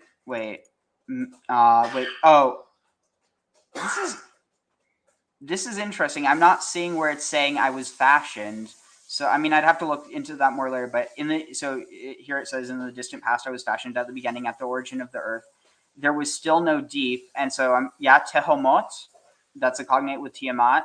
Right. Wow, the deep, the Tehom. Yeah. This is a proverb that's sort of playing off the creation, because you got Tehom there, but you also have Sophia being the first creation before Adam was created.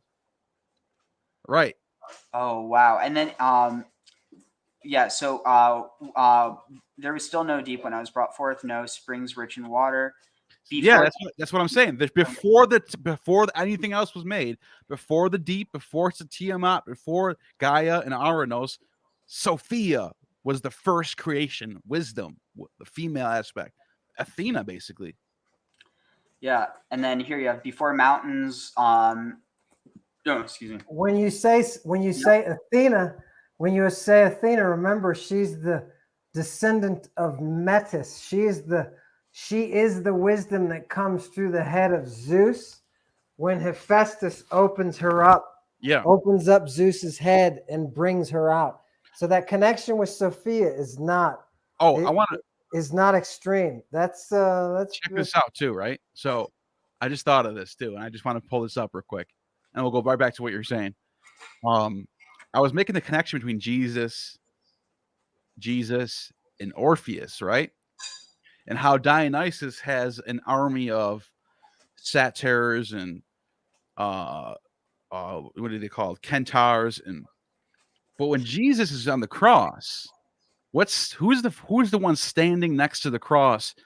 A centurion, the Roman centurion. When you look at the sky for the Crux constellation, see the Crux constellation on the right? You guys see it? Wrapped around the Crux constellation is a Centaur constellation, Centaurus. So, well, I don't know. I can't. This is something you can't really prove, but you never know. There might be some astral theology thing going on. There's also the Apis bull right there, who is identified with Dionysus. See Neil, that? we got to tell them that we found more night, and the name that Neil cracked, pseudo-nix, that name you can find in Nonnus. When a god takes on a false form, a pseudo form, there is a passage in book 33 that talks about, hey, you change your flesh to that of the pseudonymous Nix, that darkness. It says, become the darkness. And that word darkness, Orpheus's name in the Orphic fragments, the ancients thought, at least one source, thought that the name was derived from Orphnes, the night, the darkness or the night. So this whole idea, remember, all of this stuff, this astral stuff, comes on the dress of night, right? Those stars are on her dress. When she's Lady Babylon in the book of the Apocalypse, Kuria Nukta, Lady Babylon, when she is there as the Sotera with her cup of communion or cup of life, Yeah. she is there as that astral deity. Ready for this? Oh, Yeah. wow. Now, also right after that, in book 33, still book 33, it says right at the end of the chapter, it says, now you must trick him. Then you will save your army, which is cowering now that Dionysus' wits are whipped. And you act like you want him enough that you don't. And if Morius tries to drag you to his bed, you are not defenseless against his attempts. You have a guard. A massive snake will emerge to ensure your belt always stays fastened. Then after the war in India, Dionysus will take your snake and place it in the star-splendored sky to create a constellation in celebration of your unbroken innocence. It will sit near the god's own stars, the crown that he will make to honor his beloved Ariadne. And your snake will rival the serpent in the northern sky, and it shines down on mortals with bright Ophiuchus. That you will praise me, Thetis, goddess of the sea, when you spy your stars blazing beside Selena. So Ophiuchus, who's this depicted as the serpent bearer, like Moses, like Asclepius, guess where he stands in the sky? I got to show you this. So if you look up Ophiuchus on this constellation, this is what you get. Here it is. This is good. This is so crazy because he's standing. Here it is. He's standing on top of scorpions and serpents, and he's holding a serpent as well. There's 2-3 serpents there, and that's funny because there's a passage by Jesus who says, "I will give you power to tread on scorpions and serpents." That's Orphic. Yeah, and the Orphic there goes all the way back to Crete with Minos, because Minos was said to ejaculate scorpion and snake essence. Yeah. So what cult is being practiced there? And no, I'm serious. And in the Mithraic imagery, you have a little scorpion trying to strike the testicles of the bull, right? Right. So realize that these are drugs. Scorpion venom is a drug in antiquity. Scorpion toxin, I should say, is a drug in antiquity that you can use, that you can acquire, you can buy it, and you can use it. Yeah. So, yeah, great. So that's all I got right now. Is there any more super chats? Let's see. Oh, we do have a super chat. Okay. Chris Trenholm with the $20, and Chris, thank you for that. I appreciate it. And just so you know, anytime you drop a super chat, you can always throw something in there, throw a question at us. But I surely appreciate that super chat. Thank you very much, Chris, and you are awesome. Let's see, did I miss any? Nope. Okay, what do you got for us, Ariel? Yeah, so this is it's about to tie into the concept of pseudonyms. Oh wow! Yeah, it's beautiful. But yeah, so before the foundations of the mountains were sunk, before the hills I was born, he had not yet made earth and fields. And so that's interesting because in some contexts you have like, for instance, this is definitely a different idea than like the idea of Magna Mater, because isn't like Magna Mater the earth or whatever? Or Yes, I, yes, Demeter Great herself, mother. right? Yes, yes. But anyway, so yeah, I was there when he set the heavens into place, and so this is interesting. So Sim Shamayim, so it's like it's a play on words because they both start with, or Sham Shamayim. Oh wait, never mind. Sorry, I was misreading that. But and when he made the heavens above firm and the fountains of the deep gush forth, when he assigned the sea its limits, that so that its water never transgressed its command, when he fixed the foundations of the earth. Oh wait, here. And I think someone's going to like this. Va'ihia, and I was, because so ihia is I will be, but va'ihia is I was. Etzlo, beside him, Ammon. I was besides him in Ammon, and so here it translates it as translates it as confidant, but like here you can see the most basic understanding is artificer, an architect, a master worksman, or a skilled workman. I was beside him as a craftsman. There was a co-creation. It wasn't just it wasn't just what like I mean the understanding within Jewish Jewish thought is that they're ultimately all just like they're called like partsufim, or like essentially like manifestations of the same one thing or same one divine. So it's not like they're different gods, but the point is there's two personalities here. But so it's using the word Ammon, and then elsewhere you can see that there were some people named Ammon, but then namely it's also saying that and then sometimes it gets translated as like nourishing or faithful, but it doesn't make sense in that context. But ve'ehiyeh she'asurim, and I was for him delights yom yom, day like day to day. Mishacheket. Oh wow! So it says rejoicing before him, but here sachek, playing before him, bikol et, every Nice. time, at all times. Nice. I like that. And then here, playing bitevel. Oh wow! Or playing. No, so here it's saying rejoicing, but it could also be playing in his world, or like essentially, being in his world. She'asasu. This says finding. Oh wow! I found a better image. It's not backwards. This one's not backwards. Oh, now I can see it says Bacchus. So you can see how the bottom last three letters are BKKOS. Oh wow! And how many stars are there? 1, 2, 3, 7. And there's this concept in Babylonia of like was it Meh?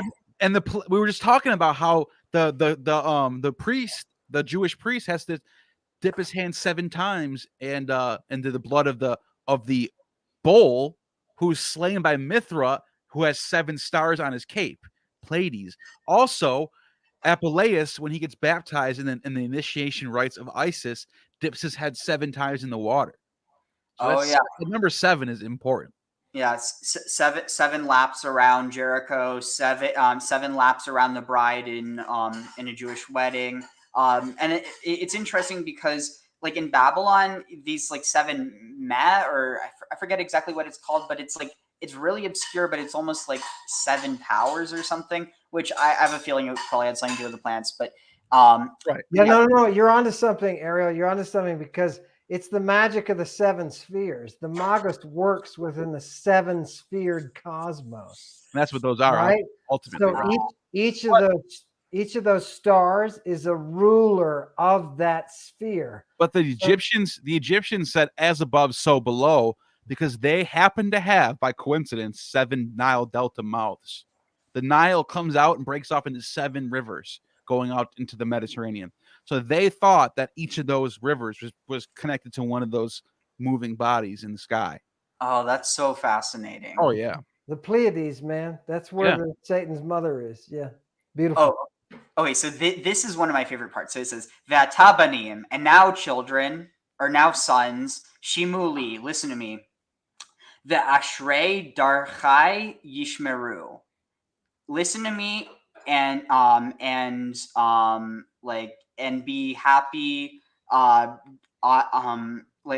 it translates happy are those who keep my ways. But here I want to emphasize the ashrei. Like you'll see a lot of this like imagery, specifically talking about Sophia, using verbs derived from asher to mean happy or blessed.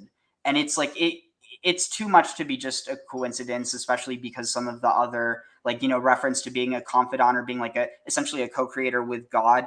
The only thing that would make sense in that context would be probably Asherah. So, I mean, it kind of supports that. But then here you have, he discipline and become wise, do not spurn it.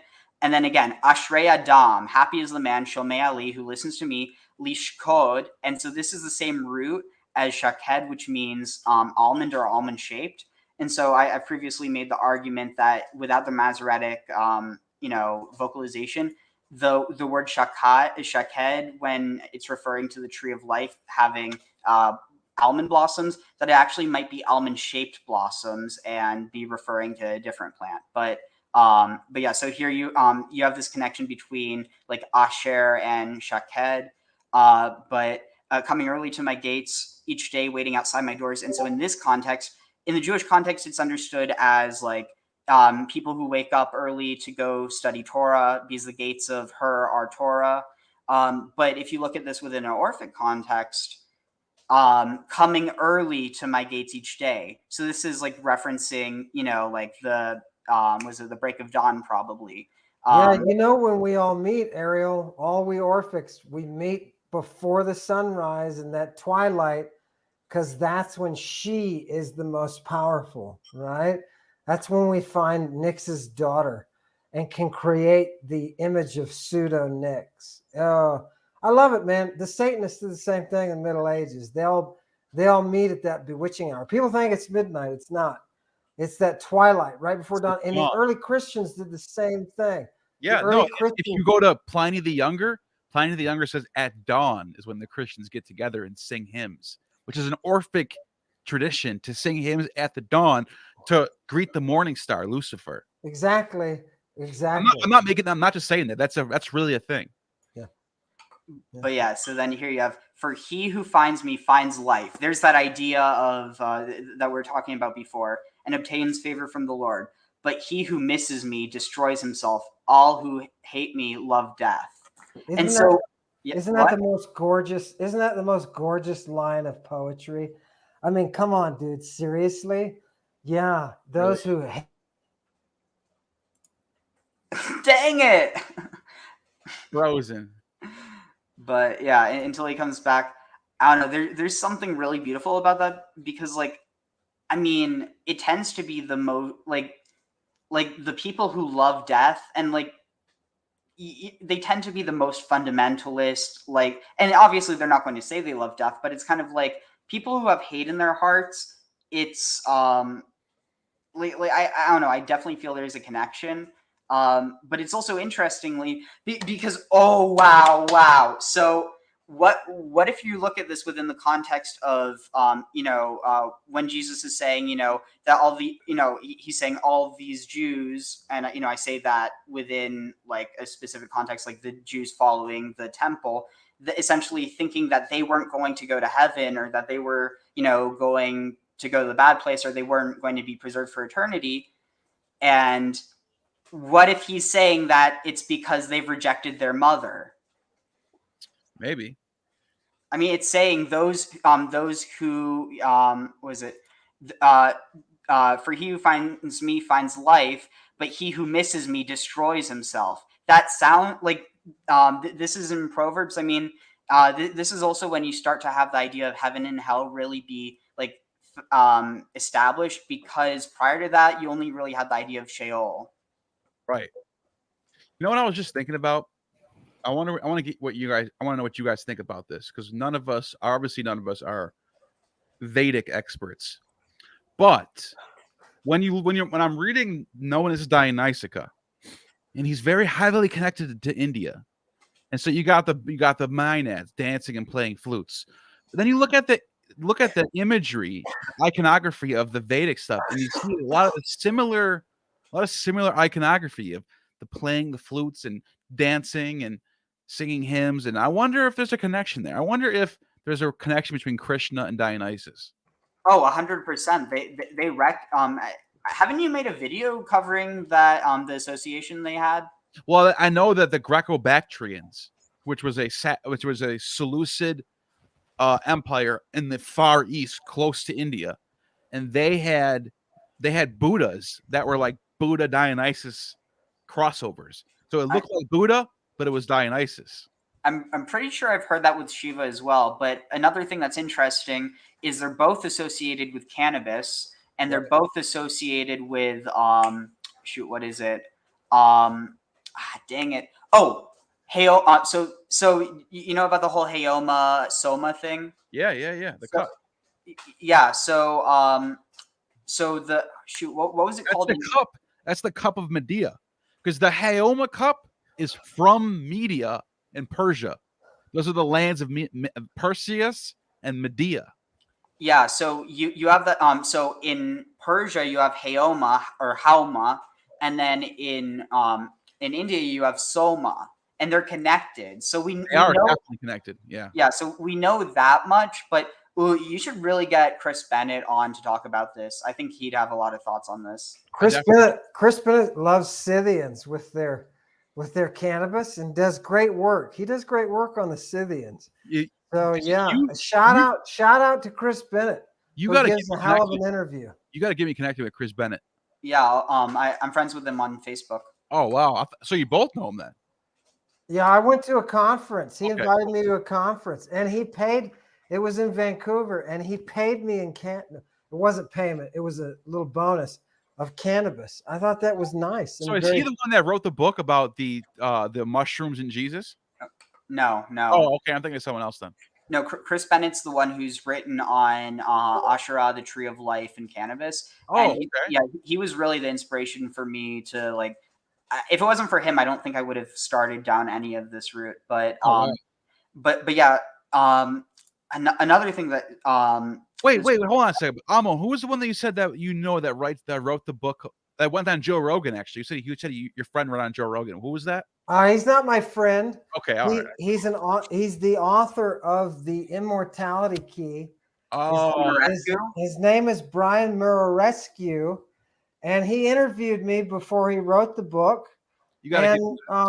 Talks about me in the book because he wanted to use the medical side, and he was very nice. You're the Galenite of the world right now. He was very nice before the Joe Rogan show, because he said, look, he wrote me this furious, email full of, can we support this with Galen? Can we support how many of these texts? He tries to be, he's trying to be consistent with his work. You're Galen's prophet right now. You're Galen's prophet. Yeah. And in Galen gives the recipe of the cup of Medea, which is in dactylic hexameter. Right. And oh God, if anybody that's why I thought Ariel was talking about him. If anybody would crack it, you'd find out what was in that cup. And it's gorgeousness and gorgiosity all wrapped up. If any of your people who are who are watching this can figure out who I'm quoting that from, gorgeousness and gorgiosity all wrapped up. It's in a space capsule. We got to figure out a way to get him on this channel. By the way, the people want to know. Something about Slytherin. I'm not quite sure what that reference is, But they really were asking, Neil. I think this is important because people are asking, how many of you are under the influence of plants or animals? Is anybody smoking scorpions on the panel? Is anybody smoking scorpions? I think it's a good idea because we're living right now in the opening of the psychotropic or psychedelic renaissance, where we have seen that these chemicals from nature can be used and integrated with a person's health, right? And spiritual experience. So for all the people who are writing about this on the chat, nice job. Yeah, I think you're catching. I'll be honest, and I've had my fair share of psychedelic experiences. And that includes DMT. And and this is straight up the truth. Like, that's what led me down this path to get into all this stuff, was having those experiences and wondering, what the hell was that I just experienced? I got to go look into the ancient scriptures, and I'm not kidding. That's sort of part of this story of how Gnostic Informant came about.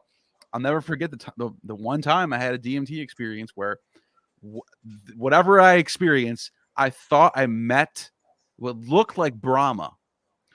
Or Carl Jung in his Red Book describes Phanes as a similar. He describes it exactly what I experienced. So whatever this thing was, other people have experienced it with their soma or whatever, the kaikion or whatever, however they got that to that mindset, and they call it Phanes, or they call it Brahma or something like that. I had that breakthrough experience, so I know what they're talking about. So I just throw that out there.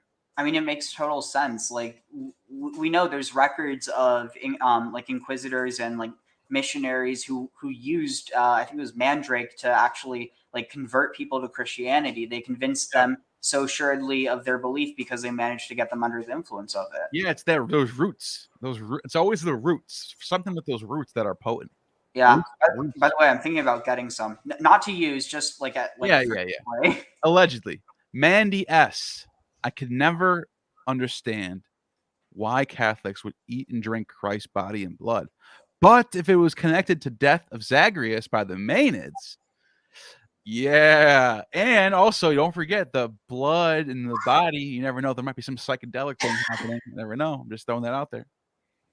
And if everybody can remember that this communion is coming from the body originally. It's from Medea's kolpos that she takes her drugs. And if I were to flash up kolpos in ancient Greek, it means vagina. So you can't just take this stuff out of the ground. You got to go the right route.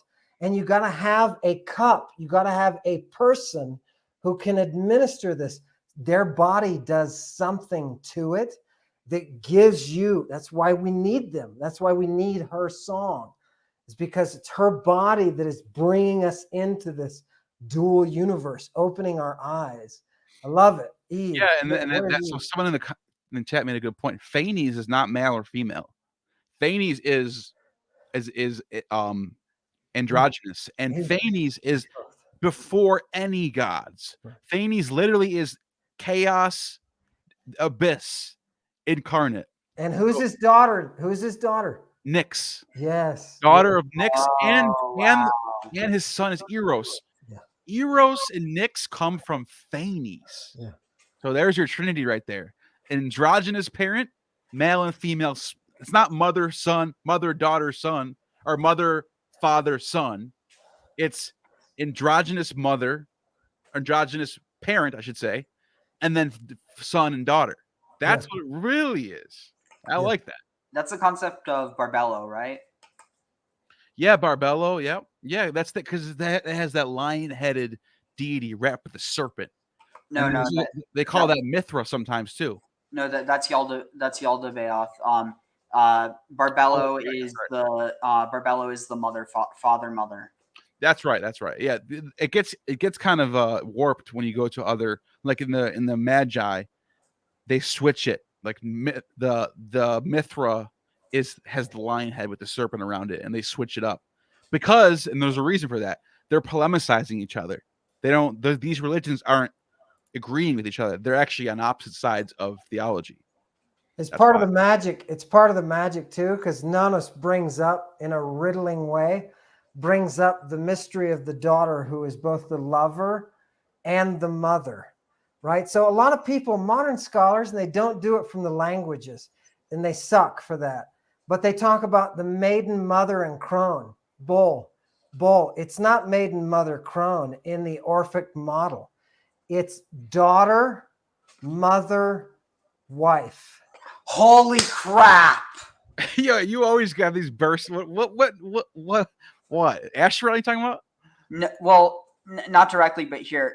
Well, Oh. so shoot, where was it? Dang it! Oh wait, here. Dang it! I hate when this. Wait, but what did Ammon say that made you say "Holy crap"? Yeah. So this idea that and I'll try to pull it up after this, but basically, there's this one reference to it's an analogy to a king who has a daughter that he loves very much, so much that she becomes his sister, and he loves her so much that she becomes his. Or wait, I forget if it's sister and then mother. Yeah, I think that's what it is. But I think there might be this understanding. With I'm blanking. It's there's three of them, but I forget if Oh, I see what you're getting at. That's interesting because there's a connection there. But also, then there's the other with the story of the birth of Mira, or with the birth of Adonis. His mother and his father are brother, or no, his mother and his father are father and daughter. And it's like, what's going on with that? Like, there's something like, and why would that have to be so a sacred myth for Ovid to retell it? Something's going on with that. There's some sort of sacred power between those two concepts, is what I'm saying. Remember its images. What'd you say? Remember its images. We were talking before about hypnotizing the audience. When we're performing this right, we're doing it with image through song. When we're performing this mystery, and there is a conduit between wife and daughter within the religion. So the production, all by the virgin, right? But that virgin, that Athena, becomes the mother, right? In the mystery with Hephaestus opening up the head, right? The dactyls are the product, right? So who's that kid? Who's the serpent? Hephaestus is so excited he ejaculates in front of Athena, and it hits the ground, and from that earth-born comes that serpent who is in the System Mystica, in the box. That serpent in the box that gives us life, right? You know So that it's the key to everything. That reminds me of the flute being played and the scorpion comes out of the box. Well, I wonder where that came from. Or the snake. That's like a Vedic thing, right? Also, on top of that, the snake that's created from essentially the seed of Hephaestus, of the god of the forge, the Nehushtan is essentially a sigil or like a symbol of, Yahweh. So you have that same kind of idea because the association with Sinai is kind of almost like a volcano. But so the thing, I found what I was talking about. Let's see. Is it possible that you heard from your father, what is this crown with which his mother crowned him? He replied, yes, it is like a king who had an only daughter. He loved her too much. That's weird to say too much. And would call her my daughter. He kept loving her. He kept loving her until he called her my sister, and until he called her my mother. So too, at first, the Holy One called Israel daughter. Nice. Where is that, Ariel? That's gorgeous. You've got the Orphic right in the center of that. Nice. So this is from Shemot Rabbah 52. It's from the Talmud. What does that word mean? Shemot. So Shemot is Exodus. No, I'm saying, what does that word you have highlighted mean? Oh, I don't know why. Here. Emuda. Emuda. Is that what that is? Like established, I think. Did I say it right? Because I can read Hebrew. Does that say Emuda? Amudea. Her pillars. I'm getting ready for Israel, guys. I know my Hebrew. I can read it now. Like, I'm actually to the point where I can read the words, but I might not know what it means. But I can read it. But yeah, so this is really interesting, especially because what we were talking about before. Here it says, oh wait, what? This is interesting because chokhmah. That's Chokmah. Yeah. No, but this is chokhmah. This is wisdom. Oh, Chokmah. Yes, that's a female. That's what that signifies. The Well, oat. no, because chokhmah is female as well. That is weird. Why would it be? So does it mean the same thing then? It's a hapax legamon in the Bible occurring. I'm not sure. It's maybe this is a reference to. I'm not sure, but so here it says, "Wisdom has built her house. She has hewn her 7 pillars." And so if you look into the commentary for this, it's fascinating because this almost seems like it's saying. So this is from, where was it? Yeah, from Rashi.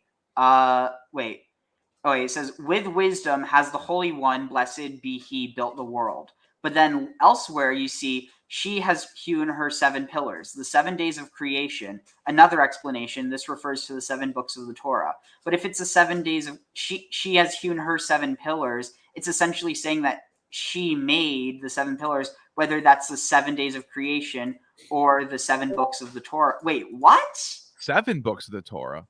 It's not What? No, I've heard this before. Okay, check this out. In this text right here, the Greek Magical Papyri, it says that there's 7 books of Moses, and they have the 8th one.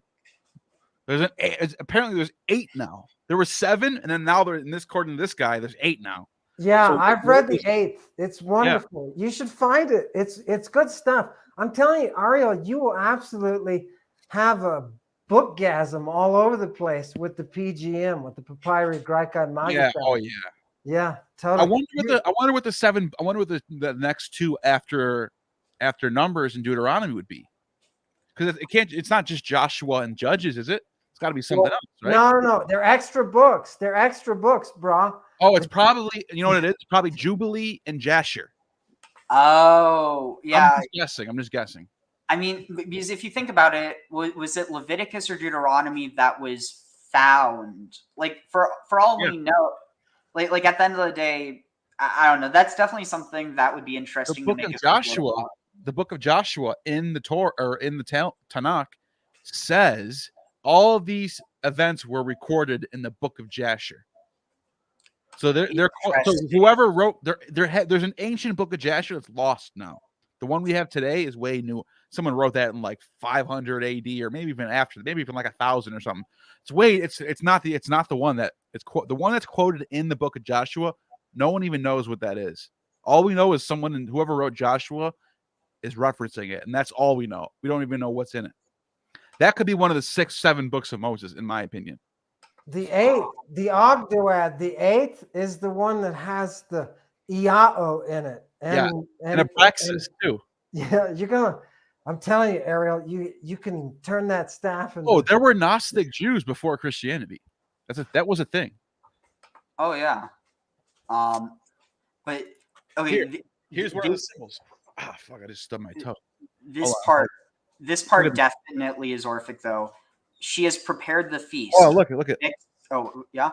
That's from one of those magic incantations. Look, dude, if you don't love that, then you're look at it. Yeah. Oh, I know. Areshka Gal. Oh God, that gives me. Hey, everybody, over to my house. Let's have a party. That we have to bring that in.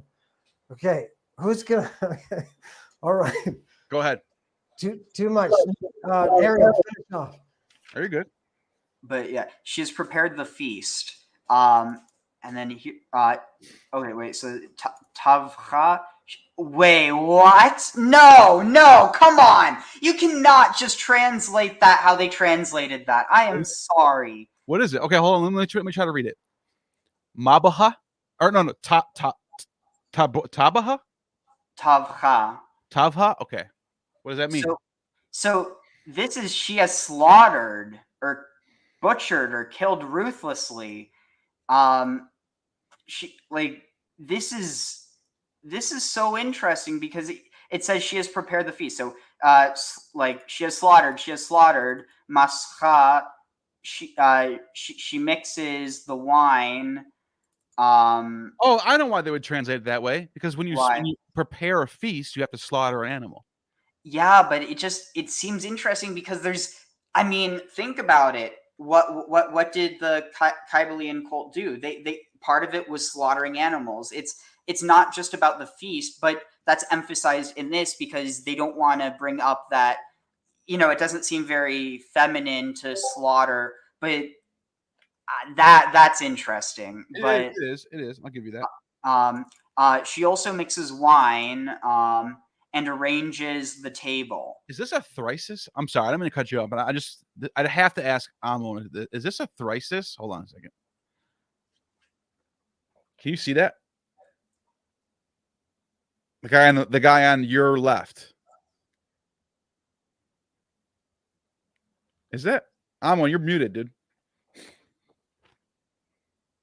Sorry about that. Yeah, Ariel's right about esvoxe in the Greek. I'm looking at the Septuagint, and in the Greek, it uses the word for sacrifice explicitly to cut the throat or to make the offering. Esvoxe. So it from svadzo, it means to slaughter. Yeah.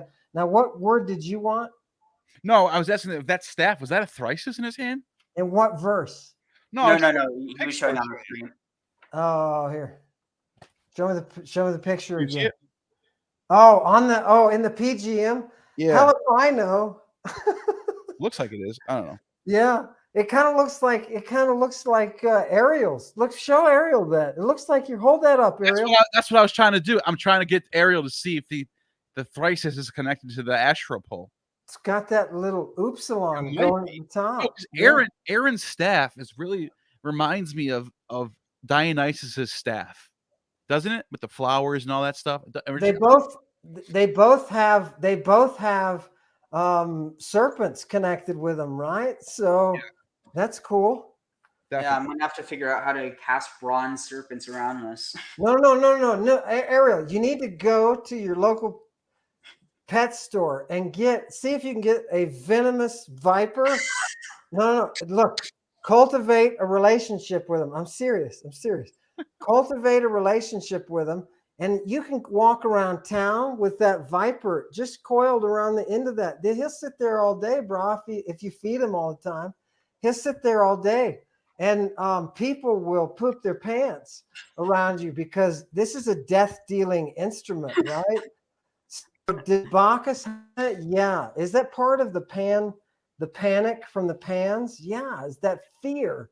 You ready for this? That Bacchic worship is supposed to imbue. Neil, you were talking about taking substances and having the vision. If only you would let me tie you down and beat you up while you're going through that with the venom. Oh, look at that. One of those looks like a thyrsus, right? Oh, that's the god. That's the god of the Hyksos right there. Yeah. Set. He looks like a donkey. Okay, Yeah. so this is amazing because I think I found this last night. Dang it! I'll find it afterwards. But real quick, I just wanted to share the last part because this is the last part of Proverbs 9 that's really relevant. Sure. But I'm just waiting for it to go up.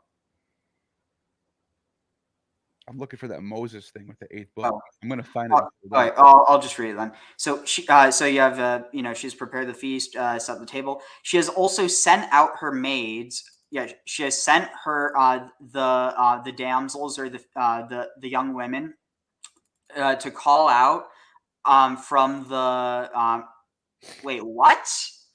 Al-Gafé? Okay, this is another interesting thing. So it says Tikra al-Gafé. The body self, height, elevation, mirome.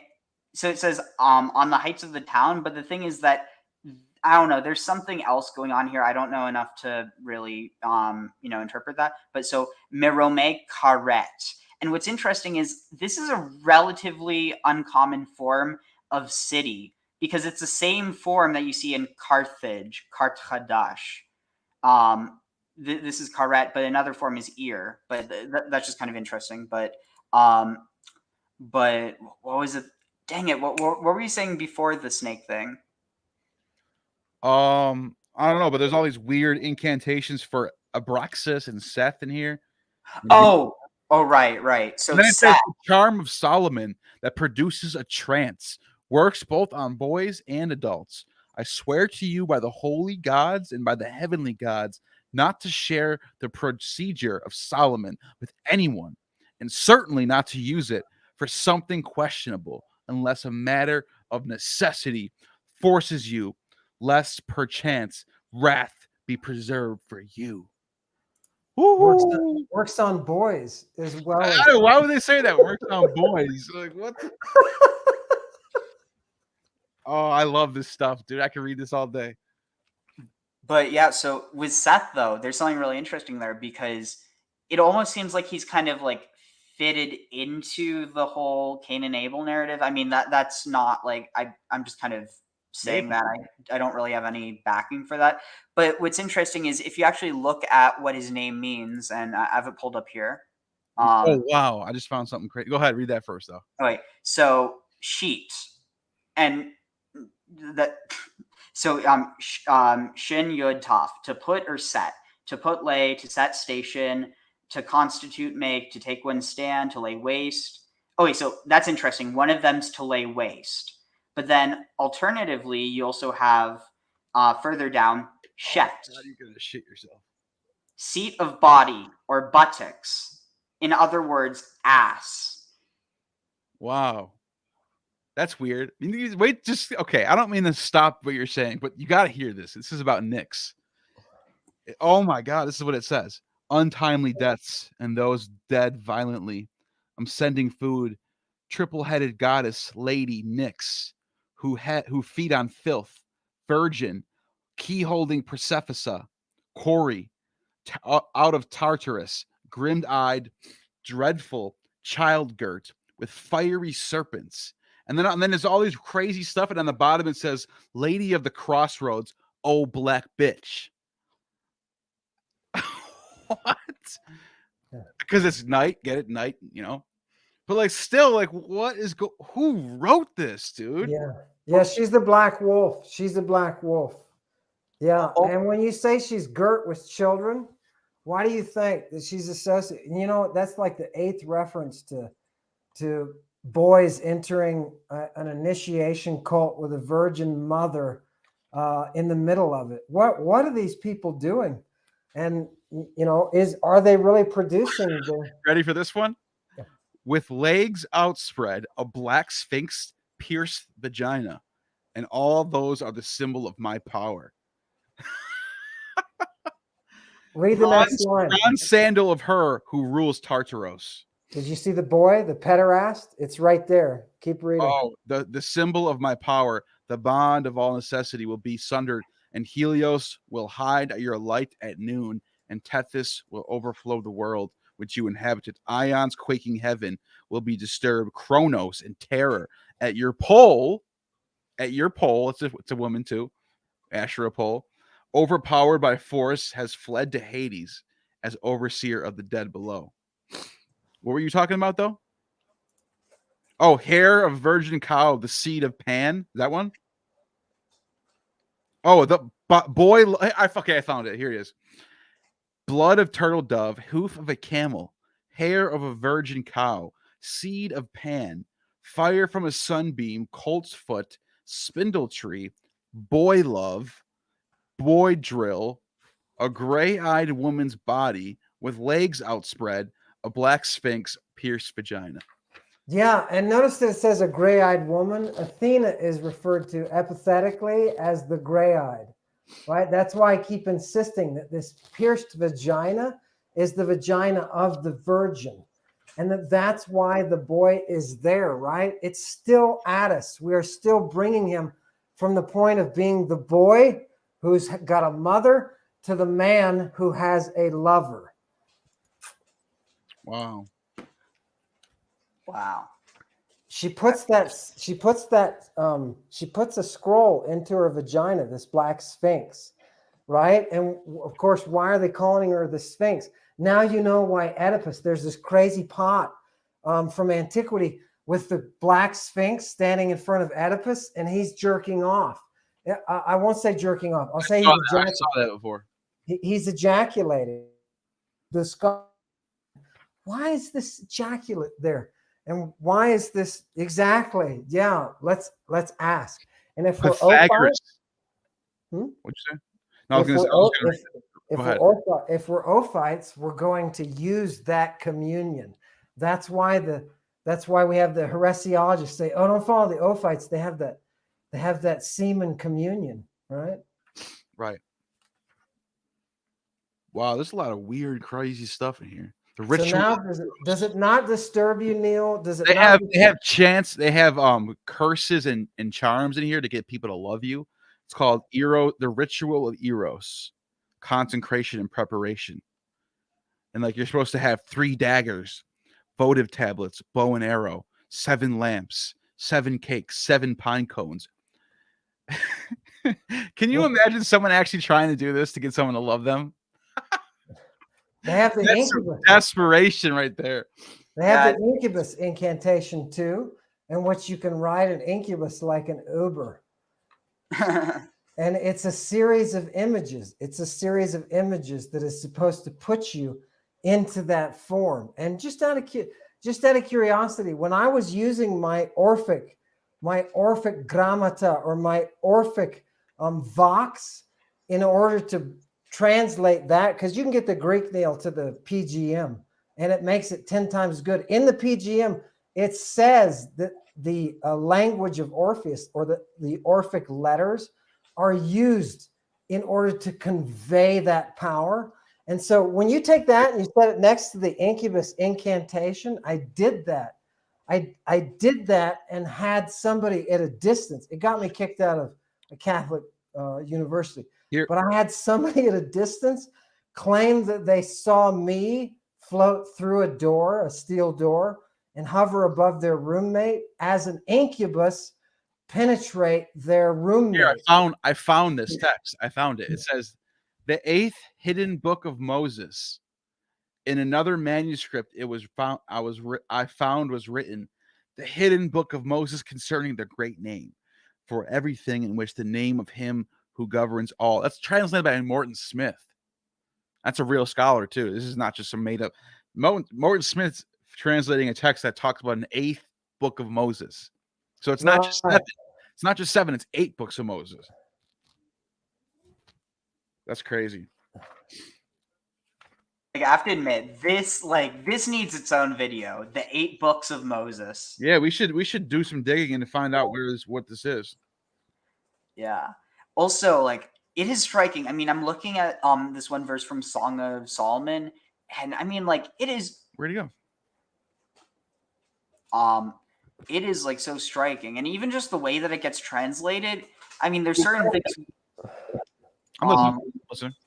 Oh yeah. So So you have this one part. It's your limbs are an orchard of pomegranates and all luscious fruits of henna and of nard and saffron, fragrant reed, which is canna or cannabis, and cinnamon, with all aromatic woods, myrrhs and aloes, all the choice perfumes. But then here's where it gets interesting. Me'ayin ganim, from the from the well, from the spring, from the gardens, from your garden spring, a well of Mayim Chaim. It translates as fresh water, but literally it's like living water, or like the water of life.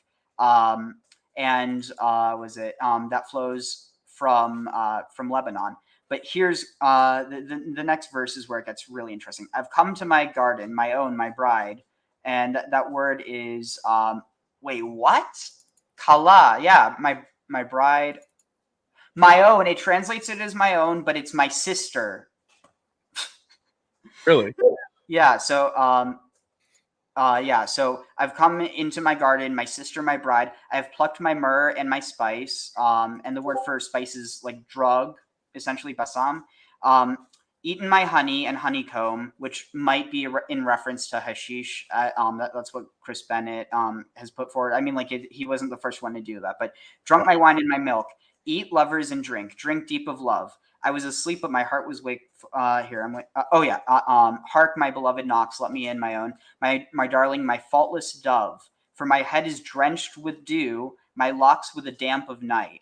I had taken off my robe. Was I to don it again? I had bathed my feet. Was I to soil them again? My beloved took his hand off the latch, and my heart was stirred for him. I rose to let in my beloved. My heart dripped myrrh, my fingers flowing myrrh upon the handles of the bolt. I opened the door for my beloved, but my beloved had turned and gone. I was faint because of what he said. I sought, but found him not. I called, but he did not answer. I met the watchmen who patrol the town. They struck me. They bruised me. The guards of the walls stripped me of my mantle. I adjure you, O maidens of Jerusalem, if you meet my beloved, tell him this, that I am faint with love. How is your beloved? Tammuz. Yeah, it really. Oh wow, I didn't even think of it that way. That reminds you of the death of Tammuz. I think and that's what I'm saying. All throughout the Old Testament, you see these other stories from Greek, from Sumerian, from Egyptian, from the Anatolian stuff, and you see them taking these sacred myths and they repurpose them in the Old Testament, in these Jewish texts, and they, I think this looks like an example of that. It looks like the death of Tammuz. That's what, because all the maidens of Sumeria are weeping for Tammuz. That's literally what it says, word for word, almost. Wow, and not just that, but if you go further, where was it? It says, so how is your beloved better than another, O fairest of women? How is your beloved better than another that you adjure us so? So they're saying, why was your husband so good? And this is really interesting because it's saying, Dodi tzach ve'adom. My beloved is so here it translates as clear skin, but I mean literally it's like dazzling or glowing. He's bright and red. Ruddy. This is the same way that it describes David, and interestingly, it's also Dodi, like from that same root. So I wonder almost if like Adam, Adam. Yeah, so it's like almost this idea that David is kind of like you're getting this whole idea of like chosenness, and the idea that he's like the anointed. Yeah, there you go. But then here it goes into like talking about was it his head is finest gold, and here I think it's actually talking about the temple. His head is finest gold, his locks are curled and black as a raven. His eyes are like doves by watercourses bathed in milk set by a brimming pool. His cheeks are like beds of spices, banks of perfume. His lips are like lilies, they drip flowing myrrh. His hands are rods of gold, studded with beryl. His belly a tablet of ivory, adorned with sapphires. His legs are like... Oh, this sounds like Orphic almost. Yeah.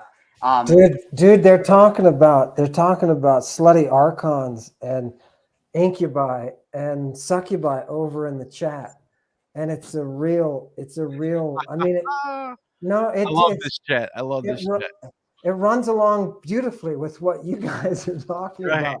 There's a lot of drugs and a lot of magic tonight. What? Yeah. How do we get? Yeah. We've been at this for 2.5 hours, so I do want to eventually close this off. If you guys have any, I want to promote your channels too, but I do, I gotta get going.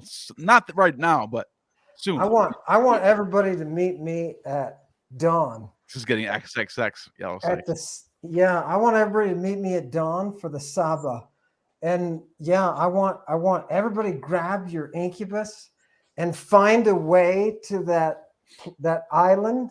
Yeah. So that we can commence this party that people can. Yeah, let's go find Epstein's Island. And is it just me, or is this a party? Ariel, finish off your thought real quick.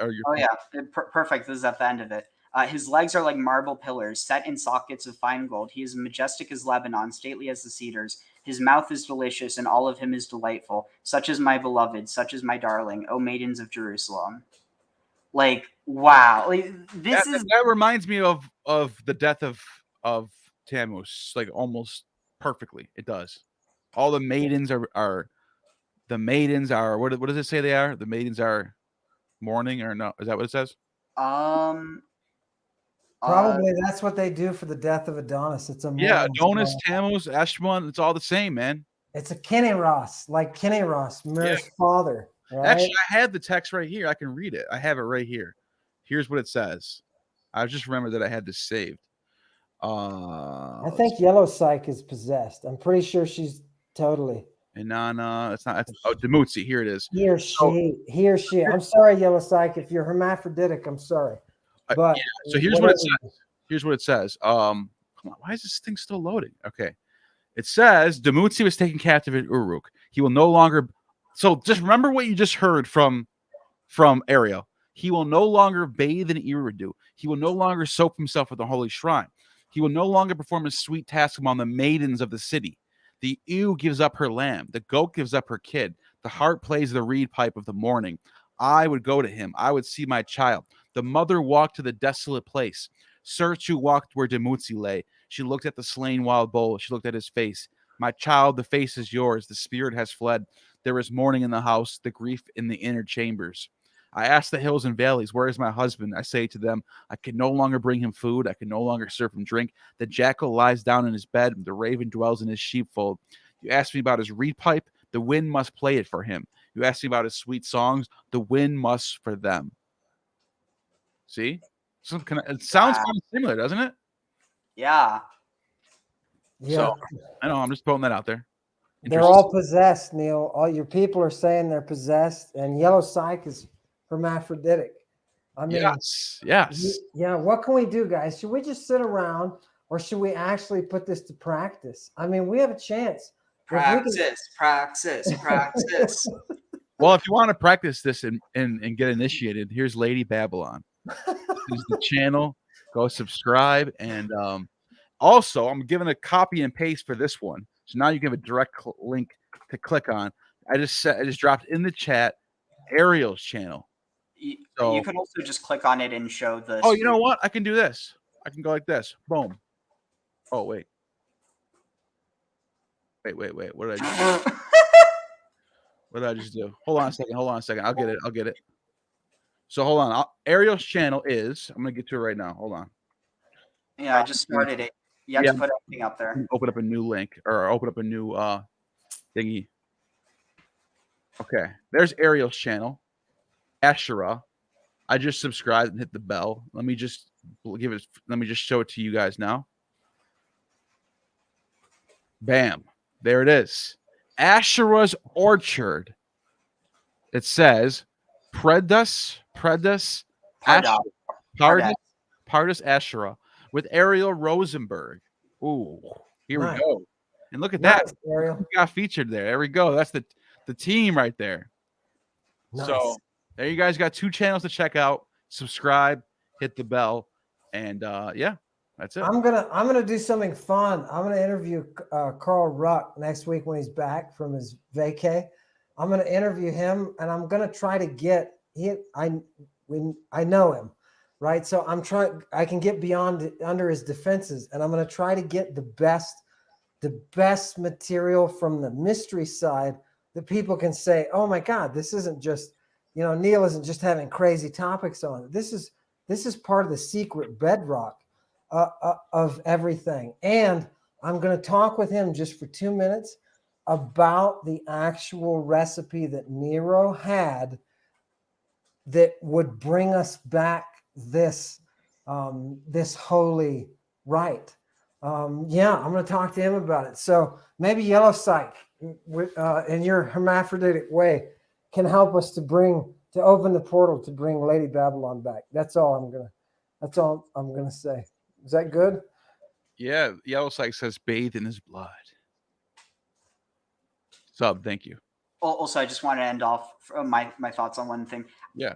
So this is so interesting. Ezra ben Solomon is a commentator on the Torah. He writes that when it says "I was asleep," that the Shekhinah states "I was asleep" in Babylonian exile. And so, I mean, like, you definitely have this understanding that this is the Shekhinah. The question is, how can you? And I do think there's a way to prove it, if nothing else, other than the whole idea of like pseudonyms, like taking on a false name to hide one's real identity. That that happens commonly in the ancient world. It wouldn't be that much of a stretch to say that Asherah and the Shekhinah are connected, but it's never outright stated. But that's an interesting point. And I'm looking forward to see what you do with your channel, man. And we're gonna put out some good content, both of us and Ammon as well.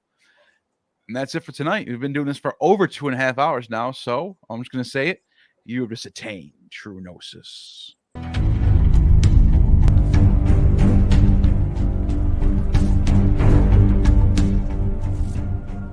You have just attained true gnosis. The demiurge has no power over you.